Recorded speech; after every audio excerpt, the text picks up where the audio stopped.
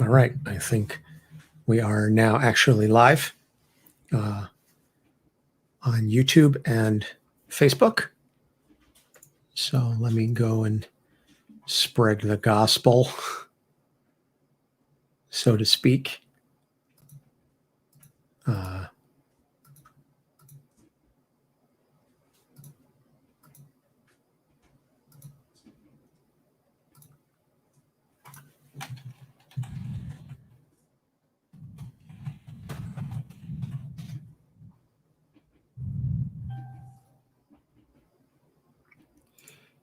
And let me copy that link.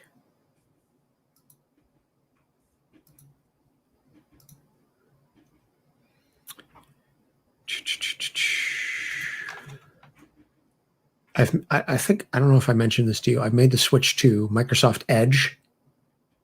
Okay. And it's working so much faster than Chrome. Okay.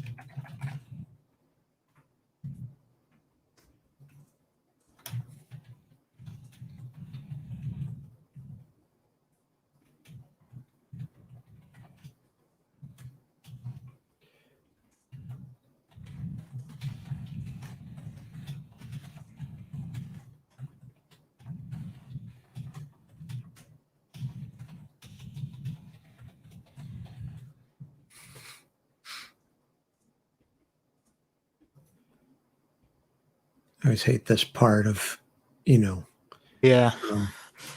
Having to like promote, and like as soon as it goes live, like spending the first couple minutes, like I know. Yeah. posting. Yeah. You know what? I'm going to take a little different tack then. So as I'm typing, so what I just put, beating up the enemy, sure. Wanting to protect the country. I'm reading now. Oh, you got it. Okay. Yep. All right. And it's interesting because now Christopher Priest is currently in the process of writing a new, an ongoing limited series about U.S. Agent, and unfortunately, only the first 2 issues are available on Marvel Unlimited, so I haven't been able to read the whole thing because, like, that's how new it is. Yeah. But an unknown, heretofore unmentioned sister is part of this, and she tells him that his brother didn't actually die in Nam, that his brother shot himself in like an alcohol-fueled, oh man, whatever, coming home from the war, and so he's not taking that well. Okay. I know, shocking.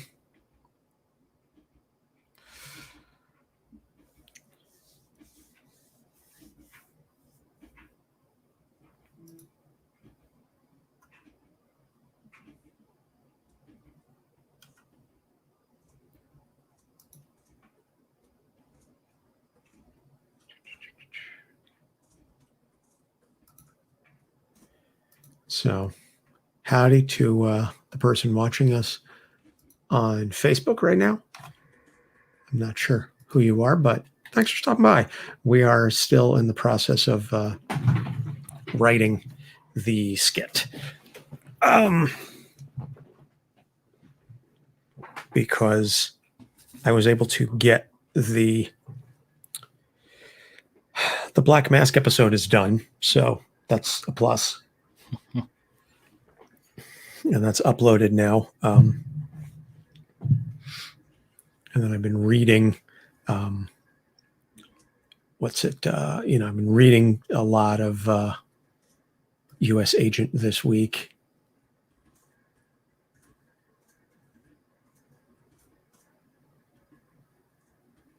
Contemplative decision orders.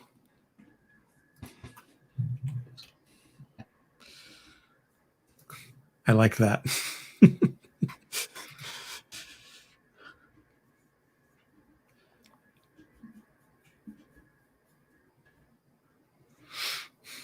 Yeah, because the thing that I've, at least in my admittedly limited exposure to the character, pretty much more or less on the sideline, like just on the side of what I've read of Marvel things in general, he comes across as a guy that he really is a soldier. He really does want to carry out orders. And if you can, I mean, he is his own man. Like you have to, you got to at least get him to buy in. But once he buys in, like he's for it. He's gonna do his job, like you said. Uh, but at the same time, it seems like sometimes when he's in these situations, even after the fact, he's just like, "Oh, that was stupid," or whatever. I mean, it's like I'm glad you're thinking about it after the fact. You know,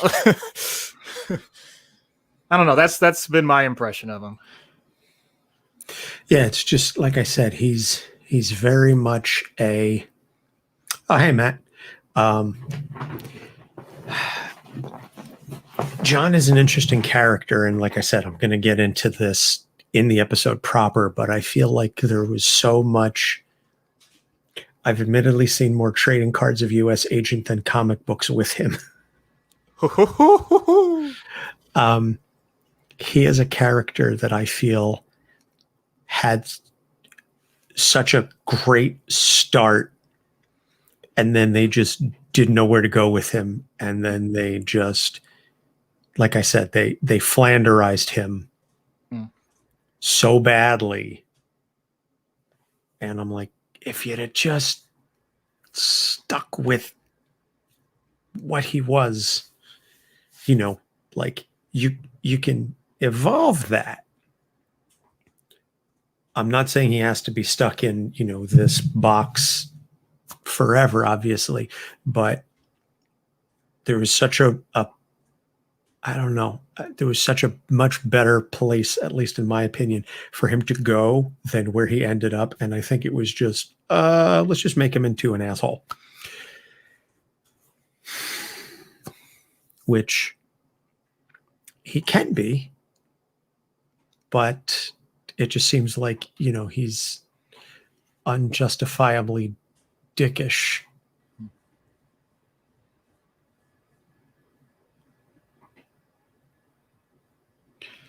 I like that. Okay. Once in a while, it's me. Yeah. He is, because he is aware enough to say, you know, like, yeah. I've fucked up. Yeah. And like I said, it's about carrying the mantle. Yeah. Wasn't he an assist character in one of the Marvel versus Capcom games?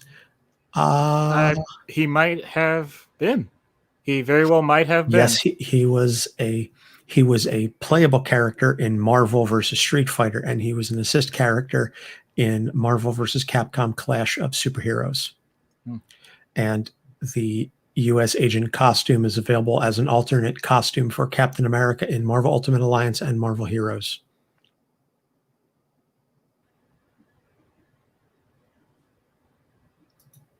So, I know where I'm going with this, because I'm going to purposely ask that type of therapist question that pisses people off depending on the circumstance that you use it.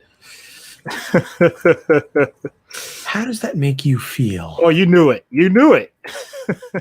Well, yeah. So actually, if you want to respond on that one, that's fine. Or if you want to roll, because I can roll too.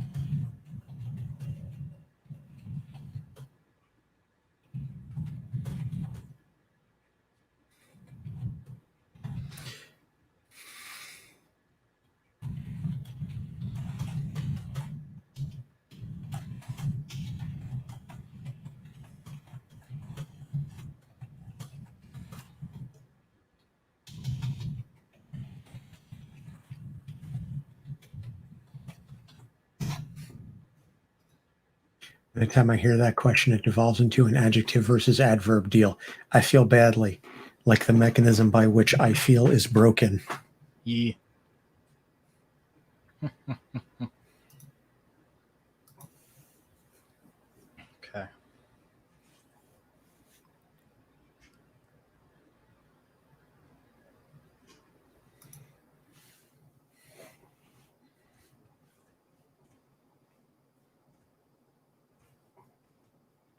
Wow, apparently The Fiend versus Randy Orton is not being received well.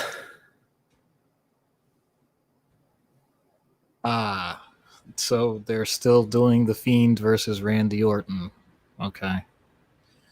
That's yeah. Mr. Tito says it was all-time bad, possibly the worst thing to happen on any show. Yep.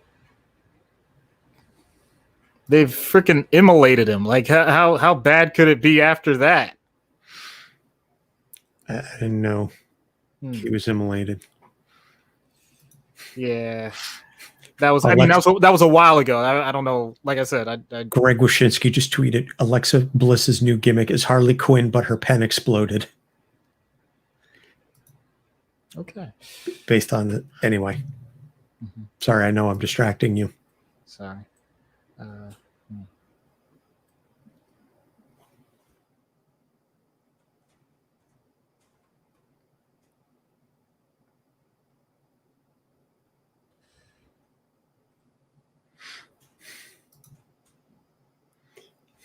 First Mania since 1995, Matt hasn't watched.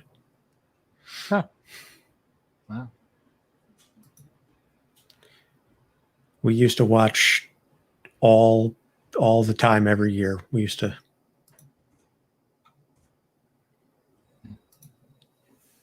watch it. I don't think I think the last time we watched it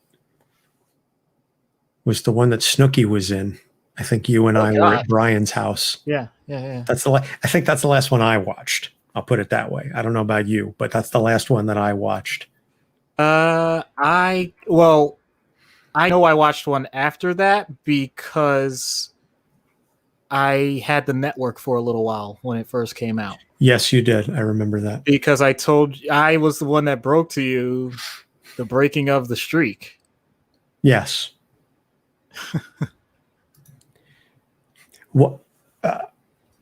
What was, because I see you had so bad that you can't sleep at night? Yeah, or I know, but I didn't, like, I hate because the reason is I wanted him to say yes. Okay. I wanted it to be a situation where I got you. Okay, I got you. Yeah. Yeah. But to be honest, I couldn't think of a second part to this so bad.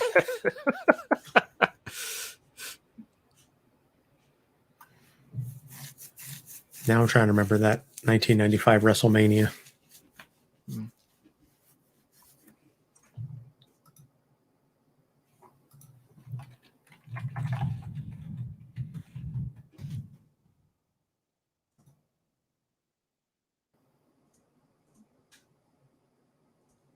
Oh, that was Lawrence Taylor versus Bam Bam Bigelow. Mm-hmm.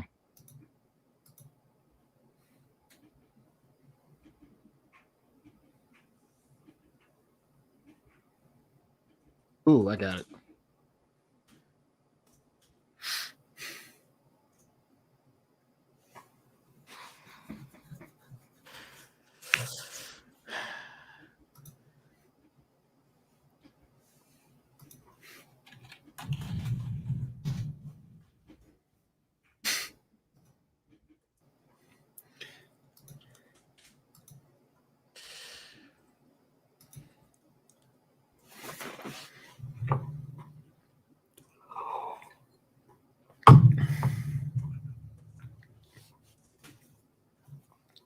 Yeah, I'm reading about the WrestleMania 11 now. In the opening match, though, couldn't have been all that bad. The opening match featured the tag team with my favorite entrance, or one of my top 5 entrance themes of all time. Man. Allied Powers. Oh yes, yes, yes. I know you. I have, I have you have such such a, a. I do. I have such a soft spot for Allied Power. Well, first off, I love Davy Boy, rest in peace, Right. Bulldog. But I just love the mashup of the God's Rule Britannia with Luger's theme. I think that is just so amazingly done.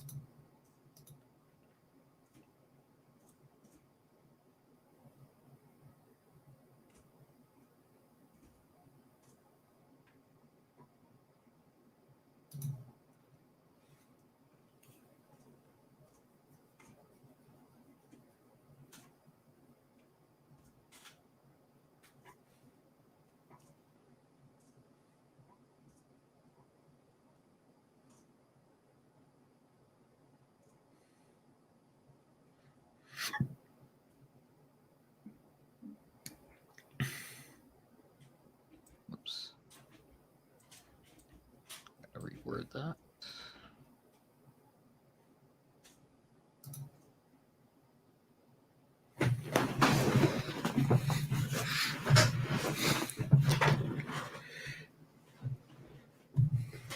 How is AEW wearing out its welcome, Matt?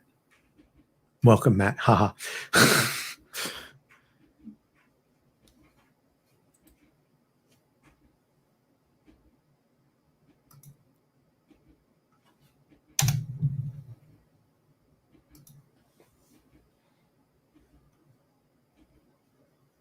Yeah, but New Japan for the win all the way. Although fuck their new belt, if you've seen it. Oh god.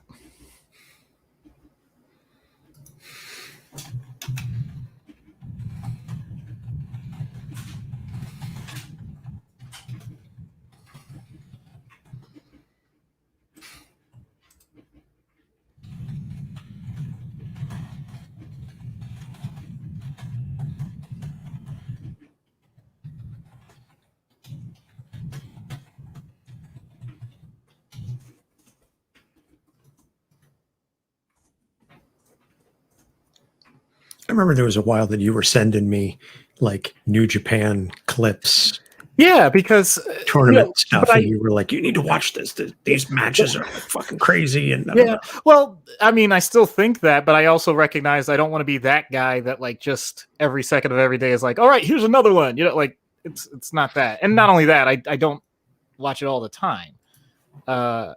It's just when I get the chance and it pops into my head, I'll just look at some of the latest tournaments and see if there's anything that I don't want to say universally, but is heavily acclaimed, and I'm rarely disappointed. So, with the exception of I'll watch every single Zack Sabre Jr. match in existence if I could, because his chain wrestling technique and just weird shit is so cool to look at.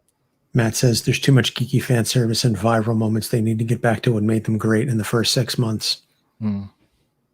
I thought about like when they were announcing, oh yeah, it's going to be on TNT and da da da. I was like, I haven't watched wrestling in a long time, and I didn't want to have to sit through, WWE and trying to catch up on all that shit. So I was like, oh, maybe I'll start watching AEW, and it'll be fresh and different, and I can get in on sort of on the ground level with these characters and stuff, and then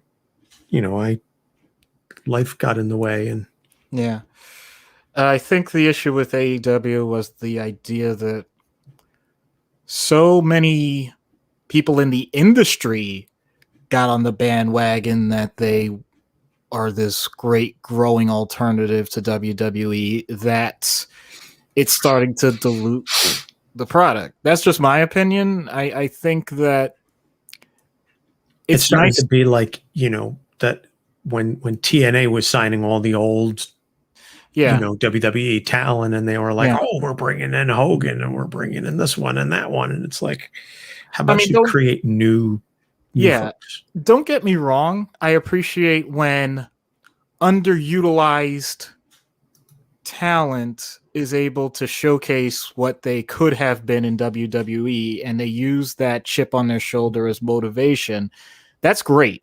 So when, rest in peace, Brody Lee came in, that's wonderful. Christian, I'm like, okay, I get it. Freaking Paul White, like, all right, now we're like, no, stop. I don't mind him as even like production talent. Like, I get it. I'm sure he serves a great service. I'm sure he could be a fantastic mentor, et cetera, et cetera. I'm like, I don't need him there. No, thank you and goodbye. But I'm not the one running the show. I just, I don't know. I don't know.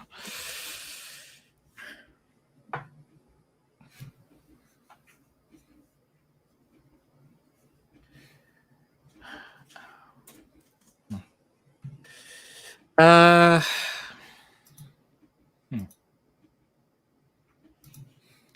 don't want to make him sound standoffish. Well, is that the end of your thing, or?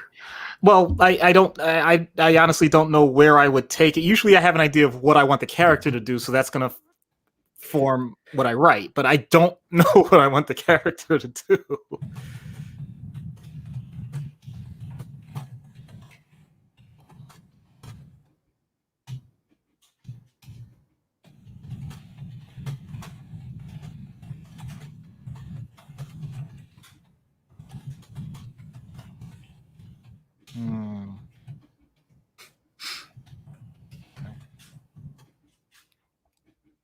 Okay.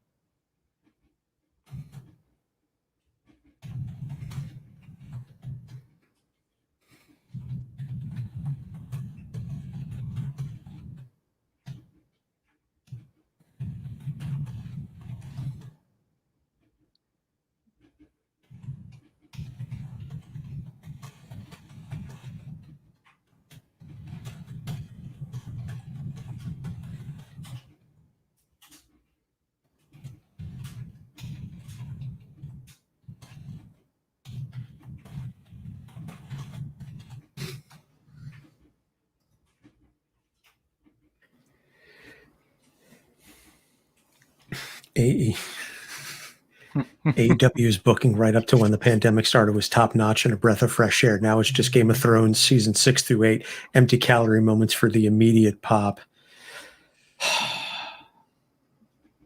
I hate that I immediately understand that analogy. And not having watched AEW, I'm like, oh, fuck that. I don't want to. Because that's how much I hated Game of Thrones season 6 through 8. Fuck logic. This looks cool. Let's just do that. Forget about any sort of internal storytelling or consistency or tonal whatever. Yeah. What do the fans want? And I think it's so obvious now in hindsight after everything that Benioff and Weiss had no clue what they were doing once the books ran out. That it was very, very obvious that, they made some slight deviations while the books were ongoing, and you're like, okay, that works. And that kind of on their own, they're so stupid. The Confederacy show was just a horrible idea. And I don't think they're still in the process of developing that Star Wars movie or Star Wars series or whatever, but I'm like, we dodged a bullet with that one.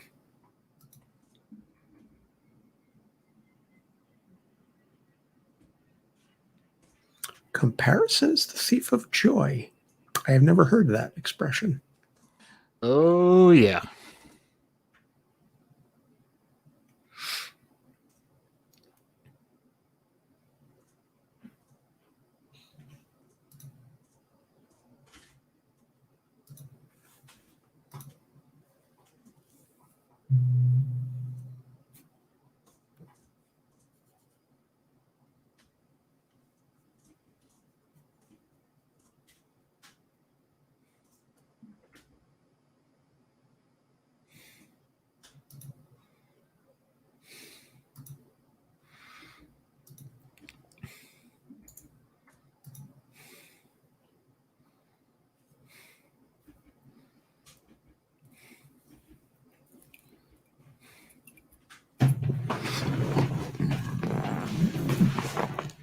Excuse me. Mm-hmm. I ran 8 miles today. I am tired. Damn.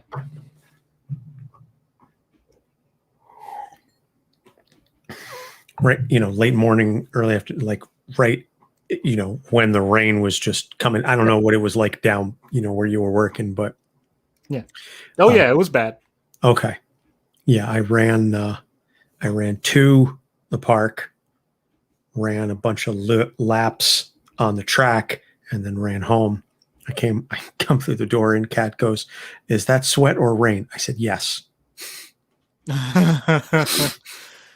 No, my day consisted of talking to a patient that was transferred from one of our units to another after being caught having sex with another patient. A different guy coming in, clearly malingering, manipulative because he's homeless and has a jailhouse mentality, and showed it off by hiding his vape pen in a towel. Then when his roommate, who also is incredibly psychotic and has been in restraints for the past 2 days on and off and is just finally starting to calm down, decides to snitch on him, he tries to confront him in a different room. So we have to separate those two. Somehow nobody got hurt in that particular situation. All the while, I have some lady complaining to me that she's going to sue me if she ends up losing vision in one of her eyes because it's very blurry while she's having a panic attack. Gotcha. And I just got to make sure I fill out that electronic health record new form for any time someone comes in, and it has to be done within the first 20 minutes of the conversation with the nurse. Otherwise, it's considered out of compliance, which is not possible when you're seeing 38 patients. So to say that today has been a little stressful, yeah. Yeah.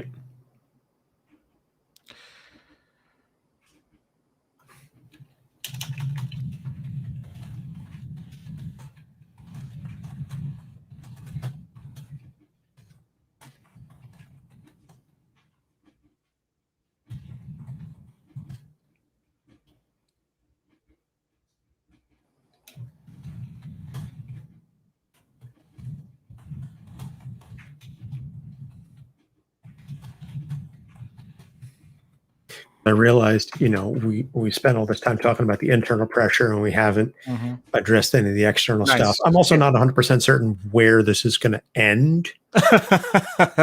He's not going to kill you. I know that. Well, he better not. All right. Chris Jericho and MJF did Frank Sinatra and Sammy Davis Jr.'s "Me and My Shadow" as a full choreographed song and dance number. And I was like, okay, this is all about what's going to get people talking about it. Oh, poor MJF. No one ever says poor MJF. Oh, yeah. So, Matt, I was just introducing MJF to Anthony a little while ago. Yeah, not that long ago. I think it was like during poker you were talking about him. Yeah. And I was like, okay, I am intrigued. I just appreciate someone that's willing to stay in character, that's not in the, how do we say it? They're not in the dark scene. And what I mean by that is Undertaker always had to, for the most part, be in character. Now Bray Wyatt, for the most part, even before The Fiend, Bray Wyatt kind of towed that line. Just about anybody that does that sort of stuff, they're expected to just be that way because it's really hard to turn that off and on. MJF's just a dick. And he just does it so well. Where it really just really twists the knife and makes you wonder, like, come on, man, nobody is that bad. And yet, since he just doesn't give you any hints, otherwise, it's like, I guess he must be really that bad. Ultimate kayfabe.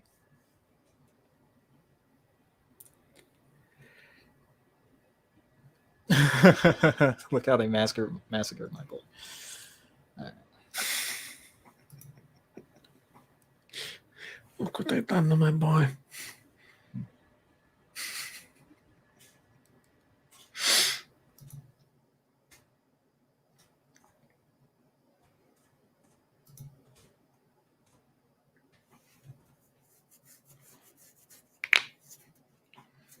They should have gone with Mr. Booze from Robin and the Seven Hoods.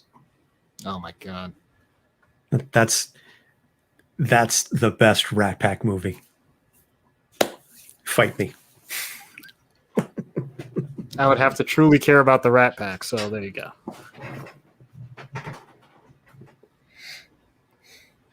It's fascinating. Never once, no matter who they are. I don't care. I really don't care if it's Frank, Dean, or Sammy, like any of them. I only think of them as themselves. I never think of them as the Rat Pack, and I don't know why. That's my hang up.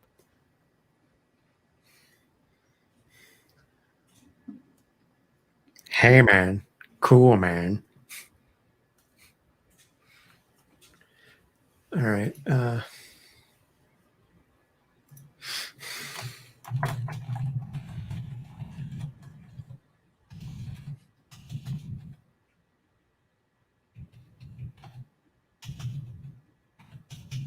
Whatever. You know what I'm getting at. Here we go. Spelling is not my friend today. Matt is always on point. Best Rat Pack movie is like the best time I got stung in the eye from a wasp. I mean, it's a little harsh, but I'm saying I'm neutral to it.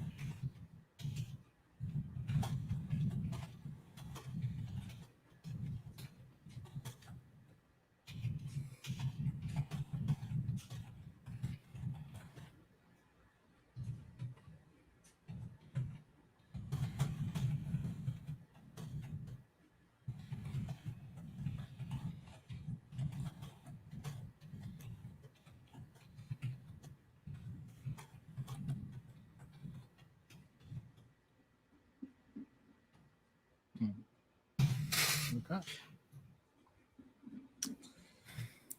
See, it's you know, I'll let you talk. That's funny, man. I always kind of assumed you were the type of guy who would, like and appreciate the Rat Pack movies. Just that aesthetic and the vibe. I don't know. Guess I'm clearly mistaken.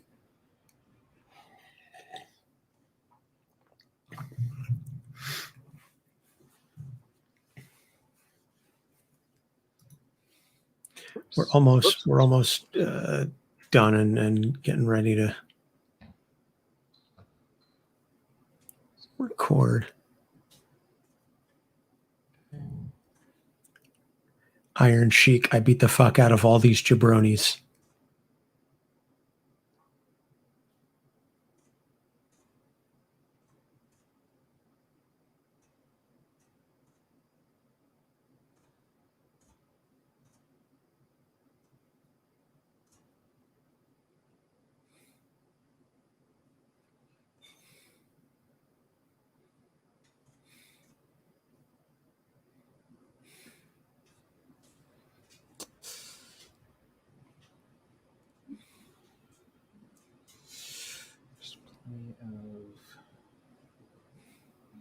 Jim Morrison would be so insufferable if he was alive. Can you imagine the Instagram selfies? He'd 100% have a tequila brand.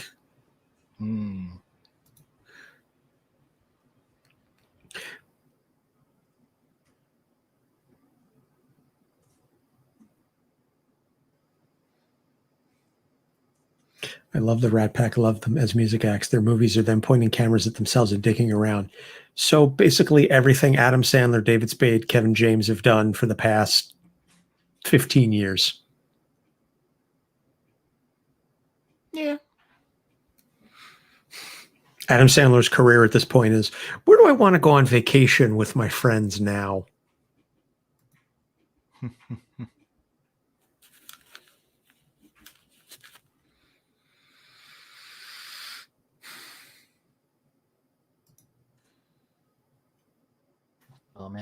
got to use the right term here. Just give me a second. I got to look something up.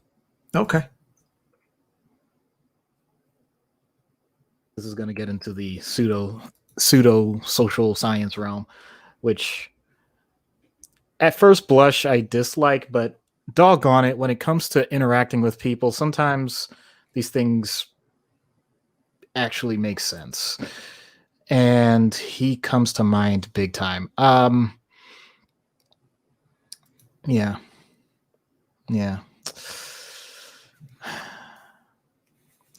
And you set this up perfectly. Okay. I just realized I might actually talk about this for the episode. So you mentioned the internal pressures and external pressures. Yes. So by definition, you can either try and, meet those, or you can ignore or resist those. So once again, by definition, that means that depending on your response to the internal and the external, and whether or not you want to do them or don't want to do them, then you're going to end up in 4 different tendencies. And this is where the pseudoscience come in. This is by someone named Gretchen Rubin, who I love her podcast, the Happiness Podcast. It's the one. It's one. Okay. Yes. I've mentioned it. So the 4 tendencies. Upholder means that you meet both inner and outer obligations. Obliger means that you focus more on meeting external expectations, but then not, you don't do so well with your own inner expectations. Questioner means that you'll meet your own inner expectations, but then anything outside of those expectations, you have struggles with. Oh my God. And rebel just means like, technically it's like, whatever, man. That's, like, well, that's just your opinion, man. So the reason I'm saying that is I'm going to be honest. I don't know where he fits. This, at least it sounds like this character better than I do. I don't want, or maybe that makes for a better skit if I make a mistake, if I'm wrong, based on what I just described. I would say he hews closer to the obliger. Okay. That's what I was thinking, but I like I said, he'll follow the orders. Yeah. He's not going to necessarily be happy about it. Yeah. He'll follow. Yeah. He's somewhere between the obliger and the rebel, I would say, because he is willing to say he doesn't give a shit about his own stuff. Yeah. He's willing to follow the external pressures and go along with them to a point. Yeah. Before he's like, no. Yeah. Yeah. Yeah.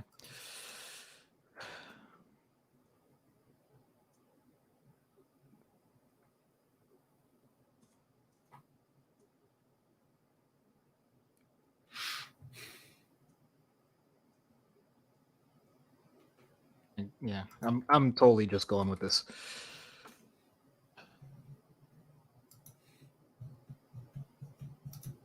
Okay.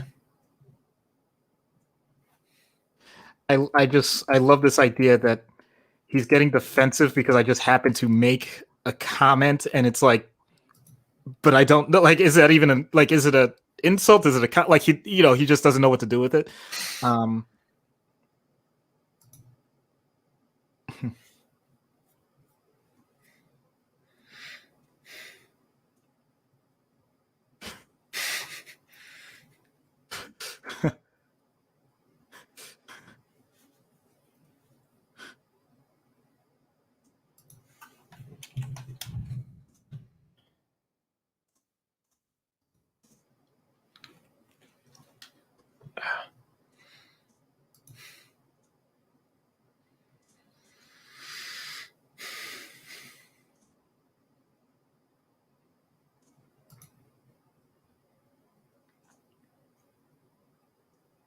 Yeah, because the reason why I mean, there are quizzes for it and all that sort of bullshit, but aside from there are.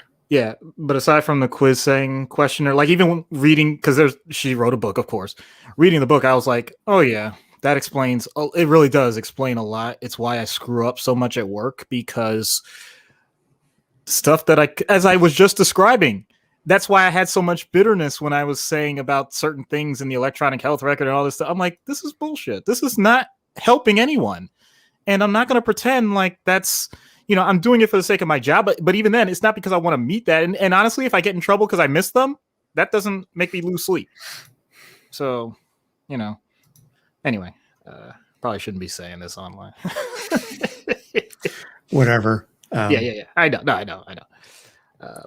What was I just about to say?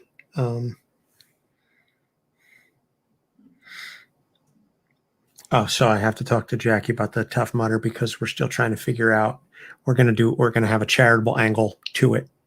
Okay. About donations to either her nonprofit or, Extra Life, and people guess how many miles they think we're going to complete. Matt's like, it's just me. This is going to be saved to YouTube, but maybe I'll delete it when we're done. So there's going to be like a competition between me and Jackie as to who's going to be able to do more miles, and the loser has to make a donation to the winner's charity. But I'm also trying to figure out what should be the prize for guessing the correct amount of miles, that we do. Cool. I can't figure out what that would be. Like, what would be a good enticement? I don't know.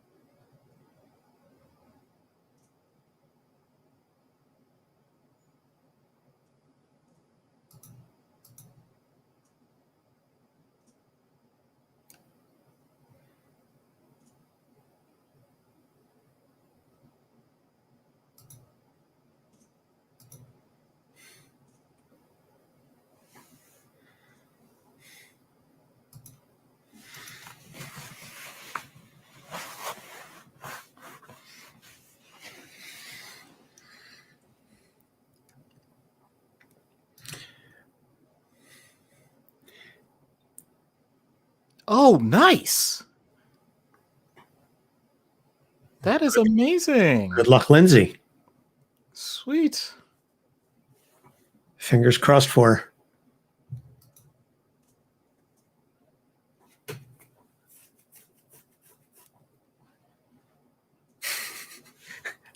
I get into fuck it mode. I like that.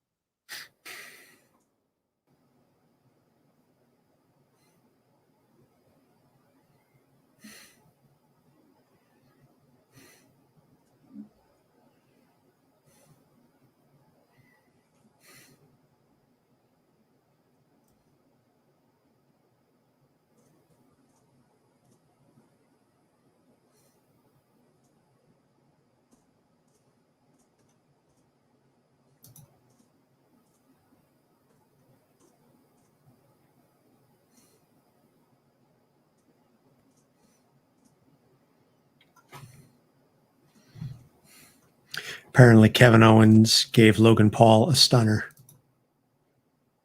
Uh-huh. If only it were real.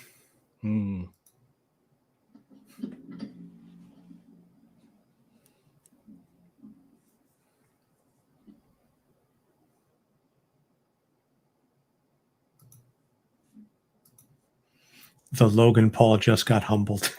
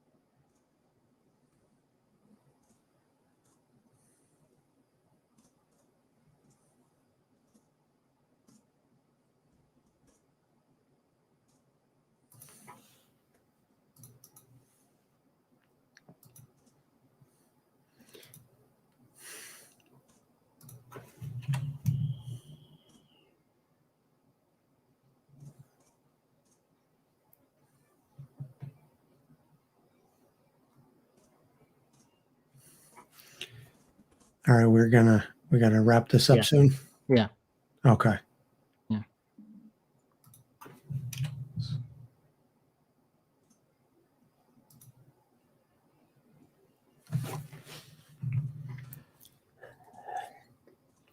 Because we've been streaming for 45 minutes and Yeah. I had a Lucille Bluth reaction to the announcement of Logan Paul at Mania. I don't know who that is and I don't care to. I don't understand the question and I won't respond to it. Unfortunately, I know who Logan Paul is. Yeah. He's one of those, it's like one of those things you wish you could delete certain things from your brain and just be like, delete, I don't need that file. I don't need that space. Yeah. All right, so I need your input because whatever he says I can riff off of. So the whole point is he gets offended by just the idea of like someone mentioning balance for the 50 millionth time in his life, I'm sure.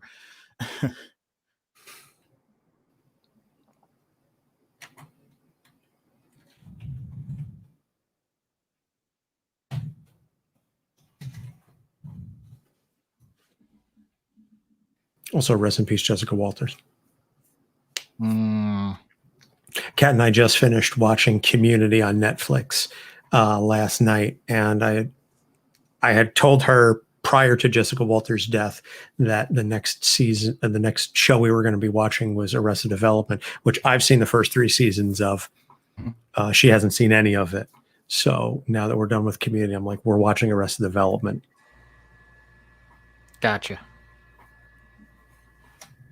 Pretty sure I still have the first 3 seasons on DVD.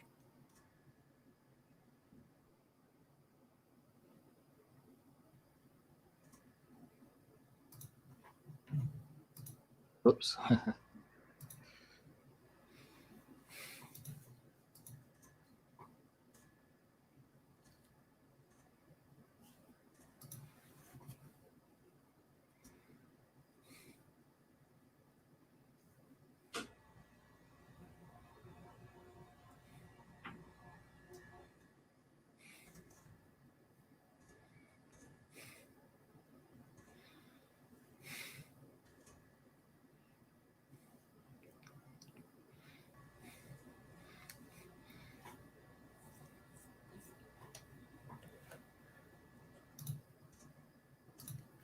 The main event tonight of night 2 is Roman Reigns versus Edge versus Daniel Bryan. All 3 of them have had to take extended leaves of absence for medical reasons. Wow.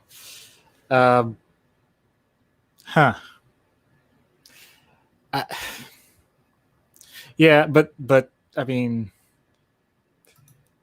I just pray that we don't get some sort of dumbass spot where Roman goes for a spear on Edge and they collide, and then Daniel Bryan goes up to the top for a flying headbutt, and we just basically see the destruction of all 3 careers at once.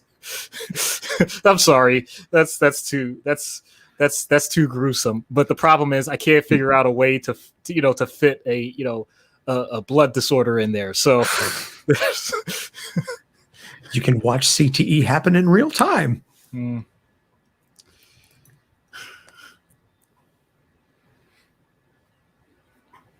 I don't know how I feel now that you've mentioned that's the main event. I'm not sure how I feel about that. Not even because of that stuff. Just more like, how does that mesh? I feel like Daniel Bryan is the kind of guy that can pull a great match out of anybody, but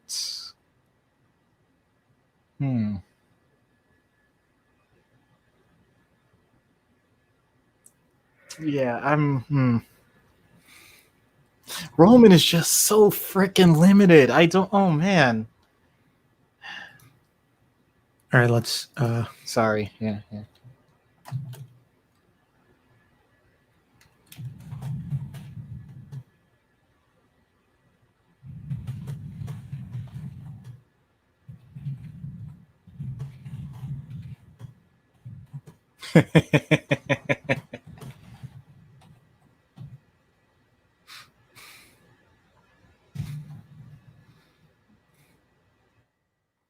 Neck Injury Theater presents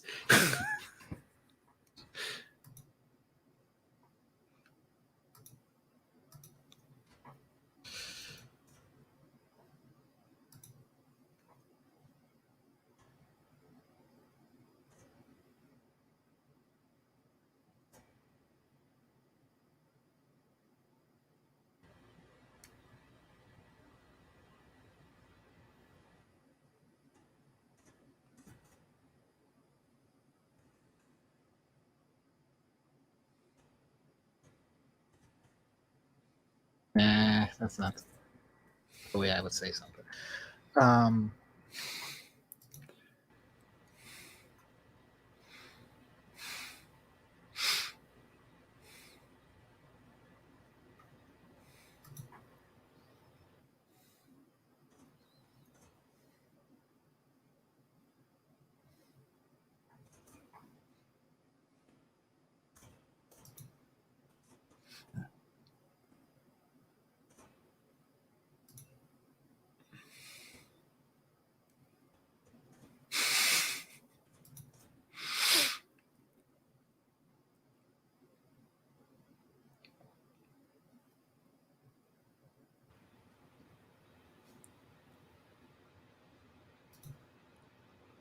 And it's funny, writing this organically, this really is much of the American way.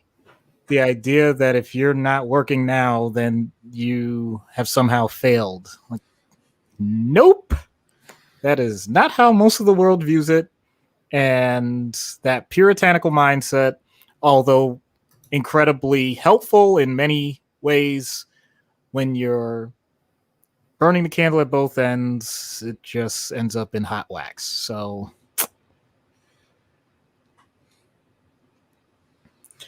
Yeah.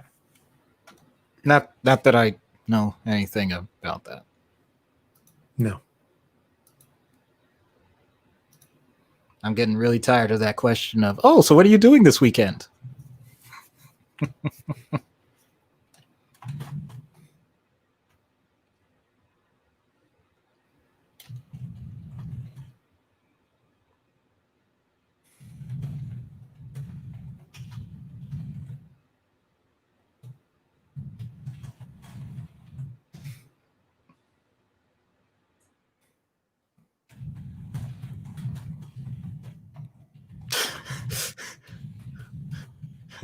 Right.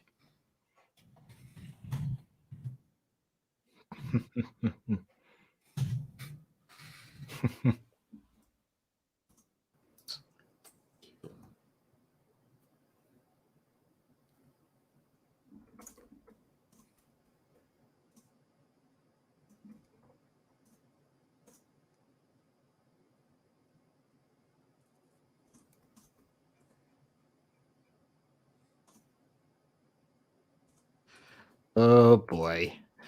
All right. I don't think this is going to end on such a great note, which is fine. Okay. I'm not going to get hurt, but I'm totally calling him out at this point.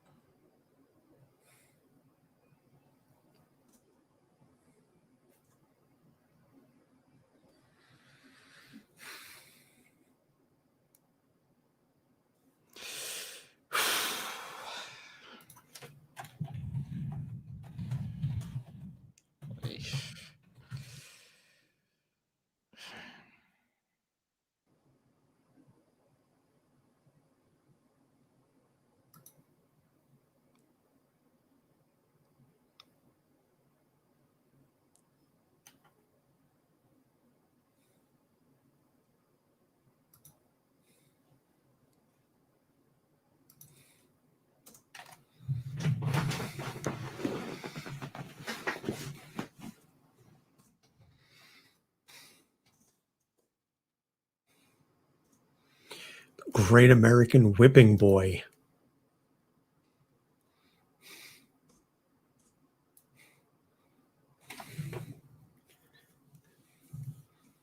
Oof. Yeah. Oh, I'm going. All right, well, I'll let you wrap it up then.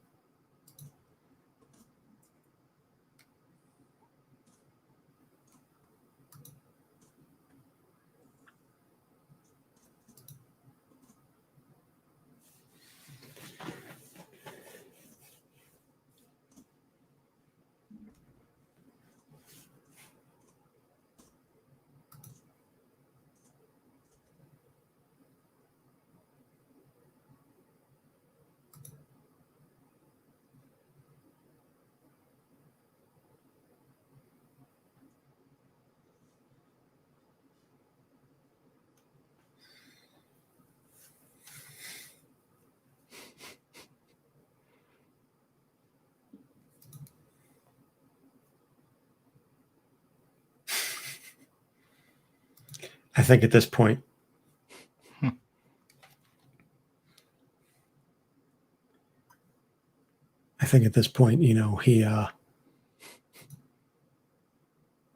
he's going to leave. Oh yeah.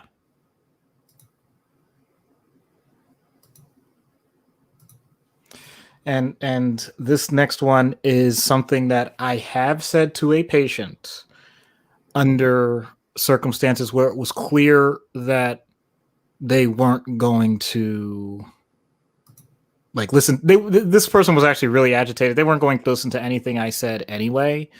But I wanted to let them know that I was coming from a good place. So,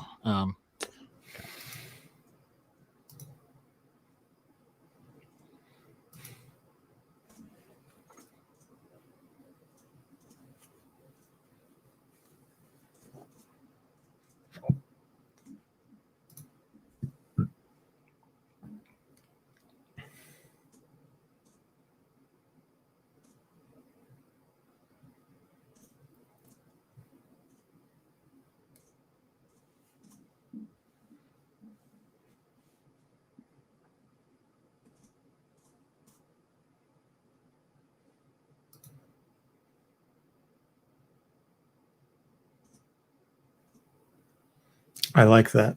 Yeah. I like this. What you're going with. Yeah.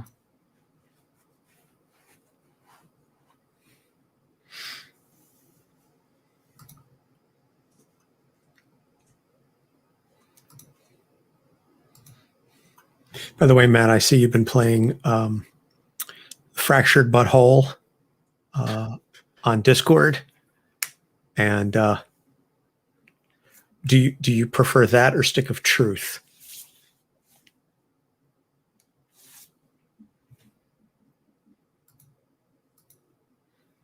I think Fractured Butthole had a better overall story. I just think I preferred the combat in Stick of Truth a little better. I don't know. I haven't played either of them in a long time, but it just, stuck in my brain. Oh, Matt's not watching anymore. No, I'm not even going to add the conclusion. I'll just stick with that. That's.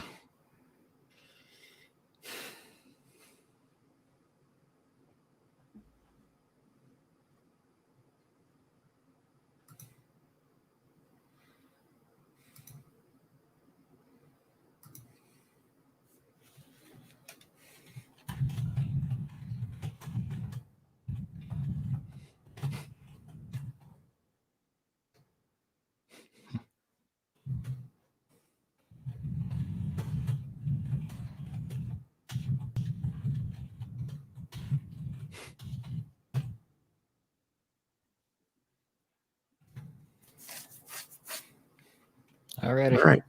Yep. All right. Now I'm going to run to the bathroom real fast, and then we'll officially get started. Yeah.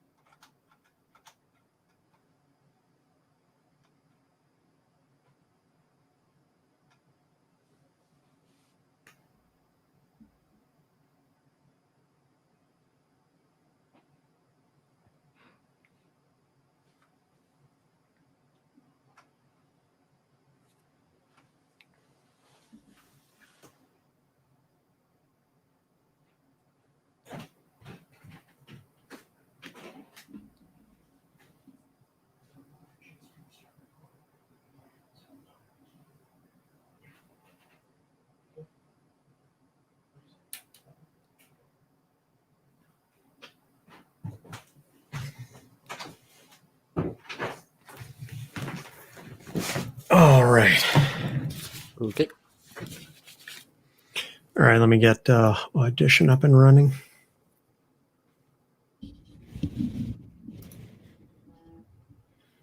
New.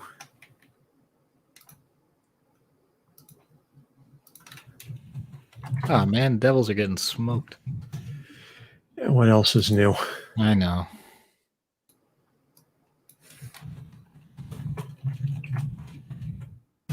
Actually 3 years away from whatever. It's so frustrating because, growing up as a Devils fan, it was like, it was like you being a Yankees fan. You're just accustomed to. I know. It's being spoiled. Yeah. And now it is very much not good at all. All right. I've got Audition up. So do I. Whoops. Let me do it that way. There we go. Recording. All right. And 3, 2, 1. All right. And ready to roll in 3, 2, 1. Hello and welcome to Capes on the Couch, where comics get counseling. I'm Anthony Sitko. And I'm Dr. Issues. This is issue 119. John Walker, a.k.a. Super Patriot, Captain America, and U.S. Agent, to tie in with the season finale of Falcon and Winter Soldier coming later this week. We thought it was a good time to talk about the man who would be Captain America and is Captain America in the MCU, but not really. I'm thoroughly enjoying the show, by the way. I just want to add, and I am a fan of what they're doing with Wyatt Russell, the actor playing John Walker. And yes, I am obviously a huge Captain America fan. I have the shield tattooed on my shoulder blade. Do I like the idea of them bringing in somebody new to be Captain America? Obviously, no. Am I going to send Wyatt Russell death threats online for playing the role? No. Just stop. Just be better than that, people. Seriously? Yeah, thank you for being the voice of reason. So just another quick friendly reminder, go to podchaser.com and leave us reviews, because every review you leave earns 25 cents towards Meals on Wheels and their COVID-19 relief fund. And we, of course, will respond to all of the reviews that we get. And just in general, go to Podchaser, go to Apple Podcasts. Well, in particular, go to Podchaser this month. But, please, we always enjoy the ratings and reviews that you leave for us, like Janine, our present level patron, who left us this wonderful review. Capes on the Couch has literally gotten me through the trials of the last year. It's been rough all around, but I know I can get a weekly dose of comics, voices, sass, and puns, and I look forward to it every week. There have been some truly moving conversations, and I, for one, appreciate it. Keep it up. Love you guys, and we love you, Janine. Thank you for your continued support, and is engaging with us on social media and in the Discord. And, obviously your support as a patron is greatly appreciated. Yes, thank you so much. It really makes a difference, and just those words really indicate that we are doing something good. I hope that we continue to do something good. And so if you've enjoyed what we've done so far, looking forward to continuing to bring you more good stuff this coming year. So let's jump right into it then. John Walker, created by Mark Grunwald and Paul Neary in Captain America, number 323, November 1986. He began as Super Patriot, a patriotic villain who served as a foil to Steve Rogers. So John was former military who received treatments that gave him superhero abilities from the Power Broker. He was originally working as a wrestler for the Unlimited Power Wrestling Federation, or whatever it was called. It's all professional wrestlers that are super enhanced. And it's funny that we're recording this during WrestleMania. We were just having a lengthy discussion with Matt about WrestleMania and professional wrestling, WWE, AEW, etc. So it's just sort of funny that this is coming up. So he was working as a wrestler before his manager / agent convinced him that being a hero was actually a better career choice and more lucrative. So he used stage attacks to undermine the credibility of Steve Rogers in an effort to replace him as the premier patriotic hero. He was saying that Steve was too old and too liberal to adequately represent America. So when Steve resigned from serving as Captain America after clashing with the Commission on Superhero Activities, he was replaced with John because the government said, well, we own Captain America, the name, the costume, and the shield. And so if you're not going to follow along with what it is that we want you to do, then, you know, you're going to be fired, or so toe the line or be fired. And he's like, I'm out, you know, because you're not representing what America is. I'm loyal to America, not this government committee. So they bring on John Walker as the new Captain America, and his friend Lamar was originally Bucky, and then Mark Grunwald was actually talked to I guess a black coworker or a black friend and said, you know, calling a black guy Buck is Nope. No, just don't do that. So they actually wrote that into the series that somebody who was working for, I think, the commission or whatever, who was working with Lamar said, yeah, I'm really glad to see, you know, a young black hero out there, but they're calling you Buck, and that's just like, I can't get on board with that. So Lamar becomes known as Battlestar, which if you've been watching Falcon Winter Soldier, you know that's what Lamar goes by. I'm not going to spoil anything else. So John's identity gets outed by former associates of his, resulting in his parents being murdered by a militia that he had fought. So this drove him a little more insane, and the commission started to rethink giving him the mantle of Captain America. So after a battle with the resurrected Red Skull, the commission recalls Walker and reinstates Steve Rogers. So Walker, they had a staged assassination, and then Walker was presumed dead and given a new identity of Jack Daniels. Womp womp. Like, really? You couldn't have come up with something other than that? So now John is serving as U.S. agent. So he joins the West Coast Avengers as the eyes and ears for the commission, and it rubs his teammates the wrong way, especially Hawkeye, who is the leader of the West Coast Avengers. So when that team gets disbanded, he joins ForceWorks, which is set up by Tony Stark, and he once again butts heads with Clint, but they do later eventually come to respect each other. Then he serves as the commission's head of the STARS team, but he bristles at having to have his ex-girlfriend Callie as his lieutenant. He joins the New Invaders and serves alongside Jim Hammond, Union Jack, and Blazing Skull.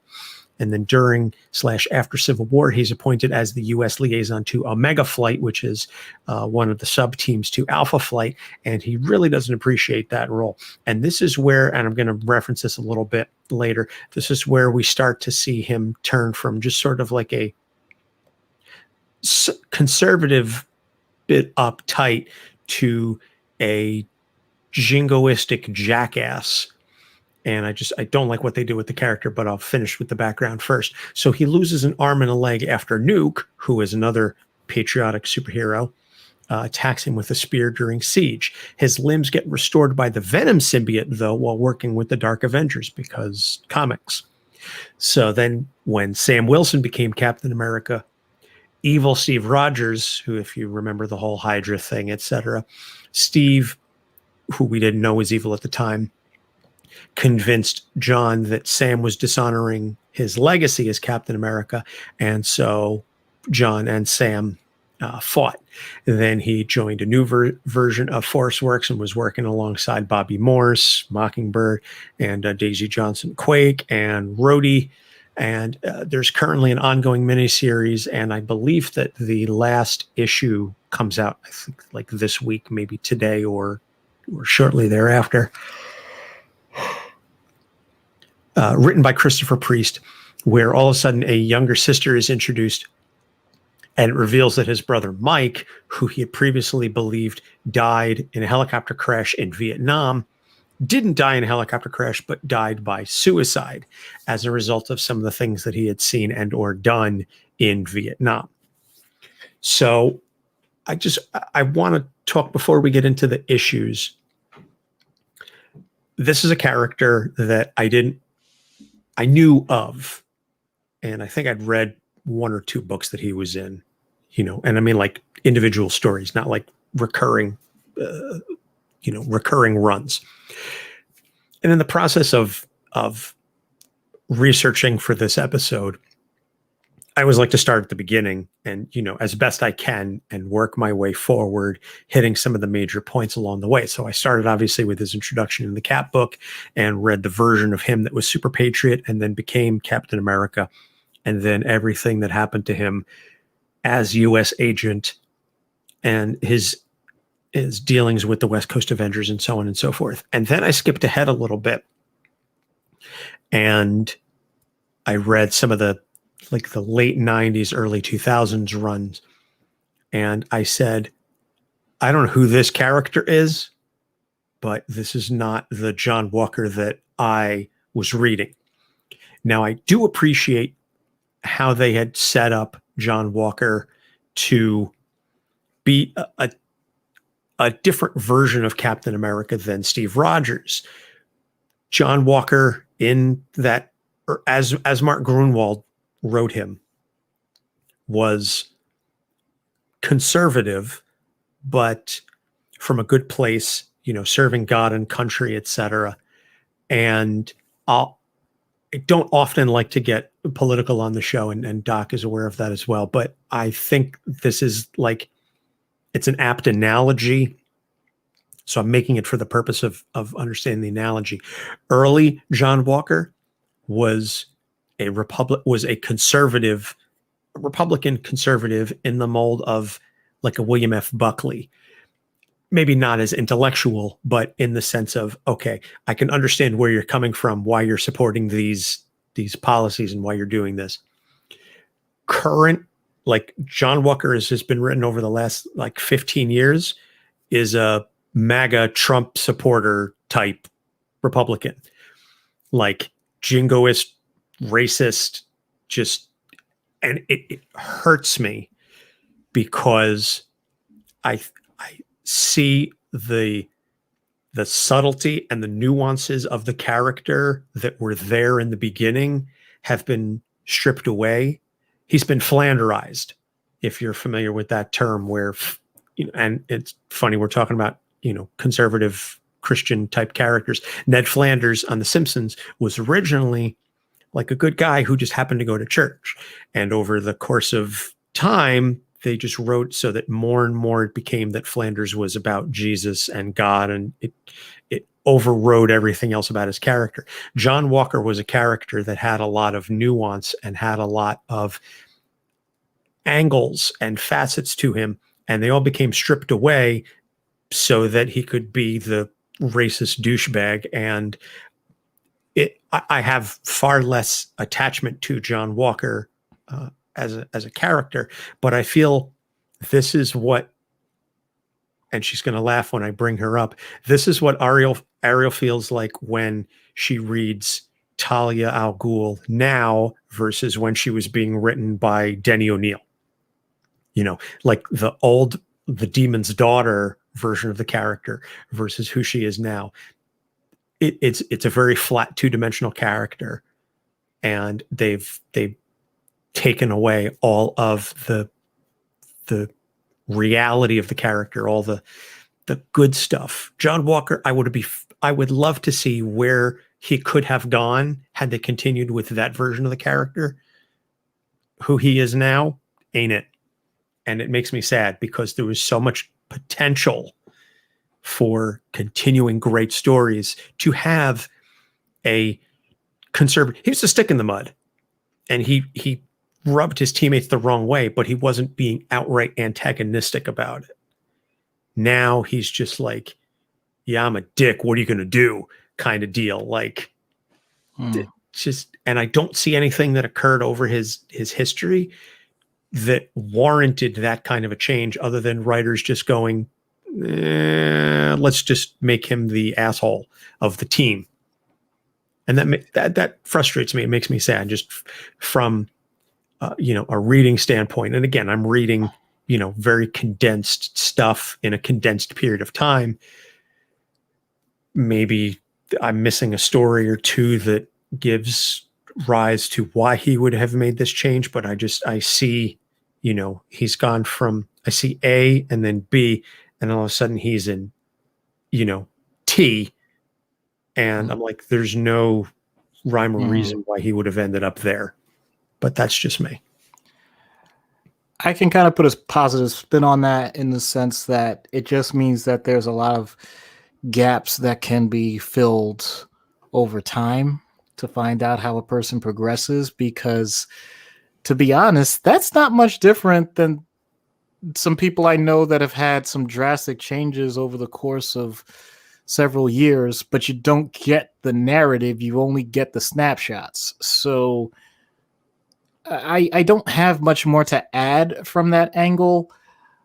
You've read way more than I have, I'll admit that. So I don't think I have the I don't have the authority to speak as much from that collective standpoint.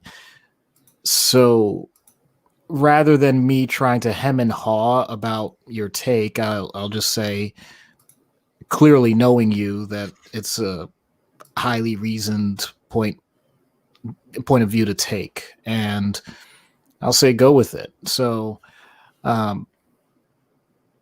want to make sure there's a distinction there, though, between the idea that if you feel like there have been things in life that are worthy of protection and preserving, then that is an amazing thing.